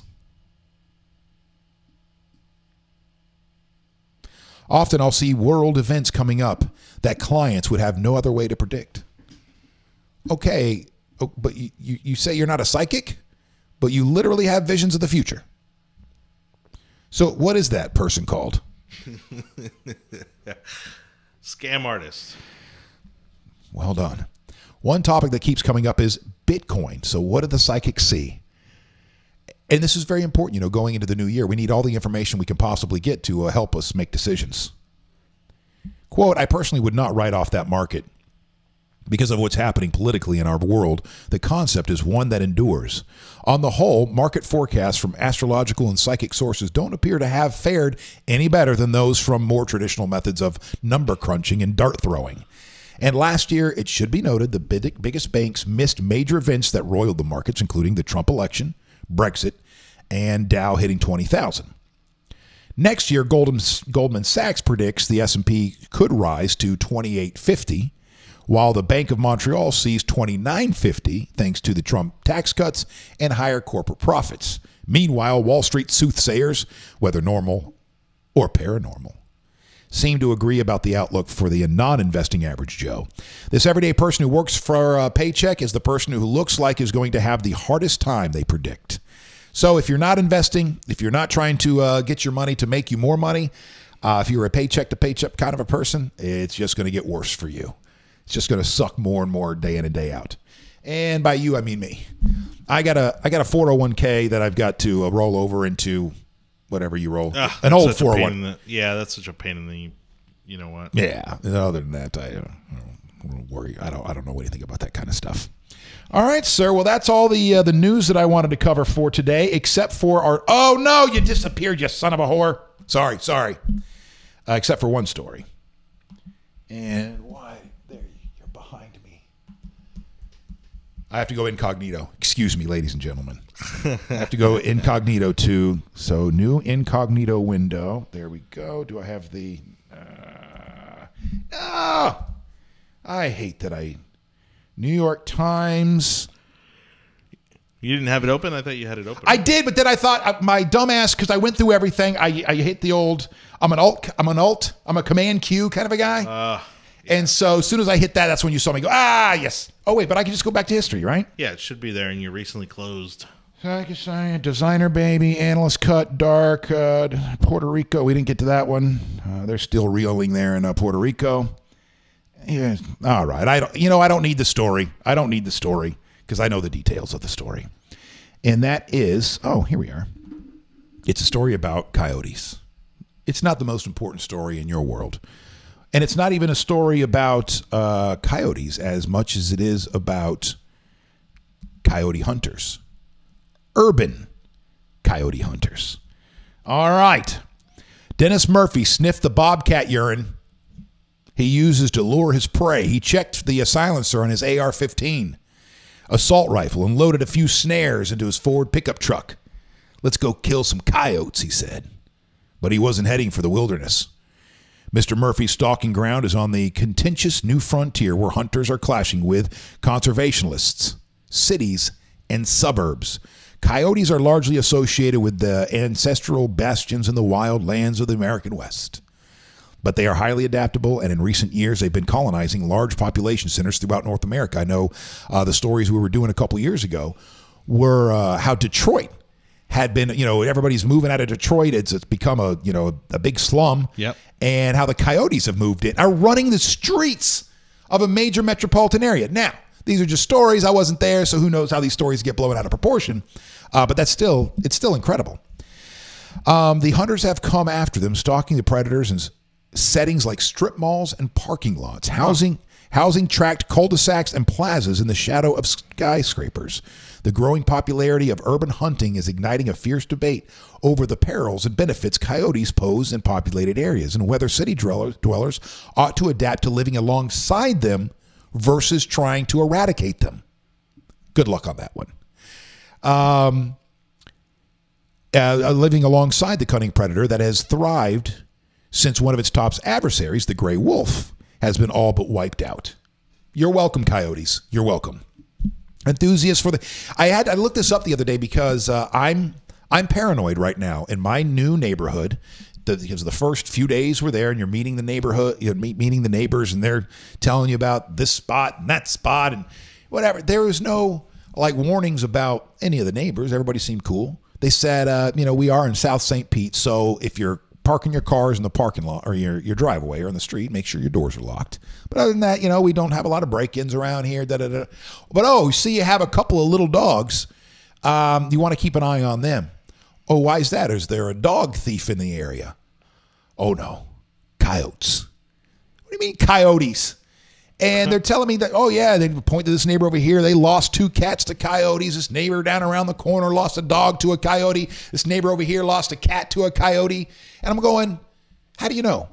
Did you guys see this go down? Or are you making assumptions because animals didn't return that they got, eaten by coyotes? And I didn't get any good answers on how they knew that it was coyotes. It just was coyotes. So I'm driving home a couple weeks ago, and sure effing enough. Now, granted, this wasn't in my neighborhood, but it's still Pinellas County. It's still St. Pete. And I'm getting onto the interstate right there at, was that Almerton or Bryan Dairy, whatever, somewhere right around in there. And coming up from HSN, you all know where I'm talking about. Yep. And so I'm coming up onto the, the entrance ramp, this big sweeping curve onto the interstate. So I look over to my right because it's a big piece of land there. There's nothing there, like a retention pond or whatnot. And there was just one staring at me, watching me. And I went home and hugged my dogs immediately. No, but I really am. And I'm probably being paranoid here, but I am I guess because the thought of me letting my dogs out into the backyard and then going back out into that backyard and them not being there and there being a little, tuft of fur there and a little blood trail there, that fills me with a lot of fear. And so I know that I'm becoming irrationally paranoid over the thought of coyotes in my backyard, right? I'm going to try to work on that. Then Saturday morning, looking at the news, and in Pinellas County, there's some guy's video, that night vision, and there's his 18-year-old Chihuahua in the backyard, and there's another creature in the backyard too, and it's a GD coyote, a big-ass coyote. But the weird thing about this video is the coyote didn't eat the dog. Huh. For a half second, it seemed like the coyote might have even been playing with the dog. I'm not sure if that is, what was happening or not, or if the coyote was just getting ready to pounce. But yeah, you see a couple of shots, and then the dog's chasing after the coyote. Finally, this guy comes walking, the owner comes walking out, shirtless, of course. And he just stands there for a second and takes a couple more steps before he realizes there's another animal in the backyard, and it's a coyote. And not only that, but Johnny, I thought coyotes were like just a little bit bigger than foxes, a very tiny animal. Sure. They are not. They dog size? They're dog size. They're your German Shepherd size. That big, really? Yes, that big. They're smaller than wolves, but they are a lot bigger than foxes, and about the size of your German Shepherd. Wow. So this is no joke. And they're you go into the story here, and they're talking about how cunning, clever, adaptable they are. Coyotes are formidable predators, moving into places where we take our kids to school and walk our pets. I mean, there was a story at the beginning of the year where this family walks, it was like in North Tampa, Wesley Chapel or something like that, a nice neighborhood. And they're walking their little Shih Tzu or some little small dog, where they normally do, just right out in front of the house. And all of a sudden, they hear like this rustling in the bushes and realize a coyote had come out of nowhere, snatched up their dog. Boom. It was gone like that. And that moment terrifies the crap out of me, Jonny Torres. Yep. Because if that happens, whether it was under my watch or my wife's, it doesn't matter. No. I would just feel such a disgusting nauseousness to know that I don't know.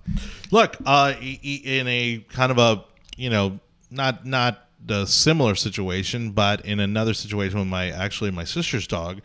My sister's dog's very well behaved, and so we don't necessarily leash him when we let him go outside, because he's very good about A, not going out into the street, and B, staying on the house property.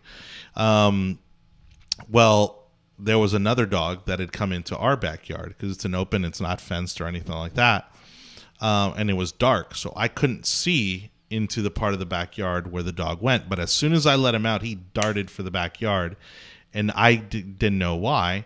I thought he was chasing, because there's ducks and there's like peacocks and there's all kinds of stuff in my mom's neighborhood. And sure enough, I hear the fighting happening, but I couldn't see it. And then the dog comes back out. My sister's dog comes back out, and he's limping. And I could tell that he'd gotten bitten. So there's this dog like out of nowhere that just came and attacked my sister's dog. And man, I was furious. I was ready to. That's honestly one of those moments that, had I owned a gun, I probably would not have made the best decision, because that dog attacked my sister's dog, and I was angry. I mean, it probably took me a couple of hours to come down from that, because I was that angry. And our dog was fine, and when they went and they had him looked at, and he was okay. But and I was looking for anything I could use, and luckily I didn't see that dog again the rest of that night, because I went out a couple more times to see if I could find him, and I didn't have anything on me that I would have used against this dog anyways. But had I don't know that I would have made the best decision in that situation. I don't know. I would have backed you up on that decision. An animal comes after one of my dogs like that too, I know that I will have I'm with Jonny Torres. If I had a gun in my hand, that dog would be going like that. Now, get back to the coyote things. I know we're running a little bit late here, but come on. You have to admit, this is talking about coyotes in urban areas are a lot better than talking about world politics right now. All right, over the holiday season. But they're arguing, some ecologists argue, though, that moving the hunt into the city is going to be self-defeating. They say it replicates the very tactics that have allowed coyotes to prosper despite a concerted onslaught against them, in an adaptation that biologists call fission fusion. Huh. Fission fusion. Somebody just made that up. Sorry, I just looked over at the comment section. I saw Chris Moore write, rough him up, RRRUFF, rough him up, rough him up. When coyotes come under pressure from hunters, their pack splits into lone animals and pairs, and they start producing much larger litters, and they migrate into new areas. So they're saying that this tactic of just these lone hunters going out into these urban areas and trying to get these animals one at a time is actually going to make it worse, because those packs then will split and become packs themselves, bigger packs themselves. Sure, it's a multiplier effect. Right. Yeah. Now, coyotes can be hunted legally in many built-up areas, but sometimes it leads to tragic mishaps, and they go into, a few stories of people being shot, personal pets being shot and killed. A licensed crossbow hunter in New Jersey killed a family's Alaskan shepherd after mistaking that dog for a coyote, which is easy to do. A hunt in Idaho went awry when an M44 device designed to propel a cyanide capsule into a coyote's mouth instead ended up in a 14-year-old boy, injuring him and killing the family's dog. Urban hunters and their prey are not limited to smaller towns and cities either. Los Angeles, Chicago, we talked about Detroit earlier. Coyotes are also omnivores. They'll eat anything. Rodents, berries, to your kids. In cities, they tend to elude detection by turning strictly nocturnal, often building dens. Can you set up your camera to recognize like animals in your backyard? Like to alert you if an animal... Well, they have motion sensor cameras. See, that won't be good enough. So that'd be anything, a cat. Yeah. I want to be able to... Not specific animals, I don't think. Because we just put cameras in the other day, so we're watching the back and the front of the house, and I want to be able to put in there like facial recognition, species recognition. So if it recognizes a coyote, I immediately get a signal that there's a coyote in the backyard waiting for my dogs to come out and serve them up. And it would suck. It's not even like if I lost a dog to a coyote, it would barely be a snack. These little Yorkies would barely be a snack for the animal. It'd still be hungry. After you killed my animal, it'd still be hungry. Yeah.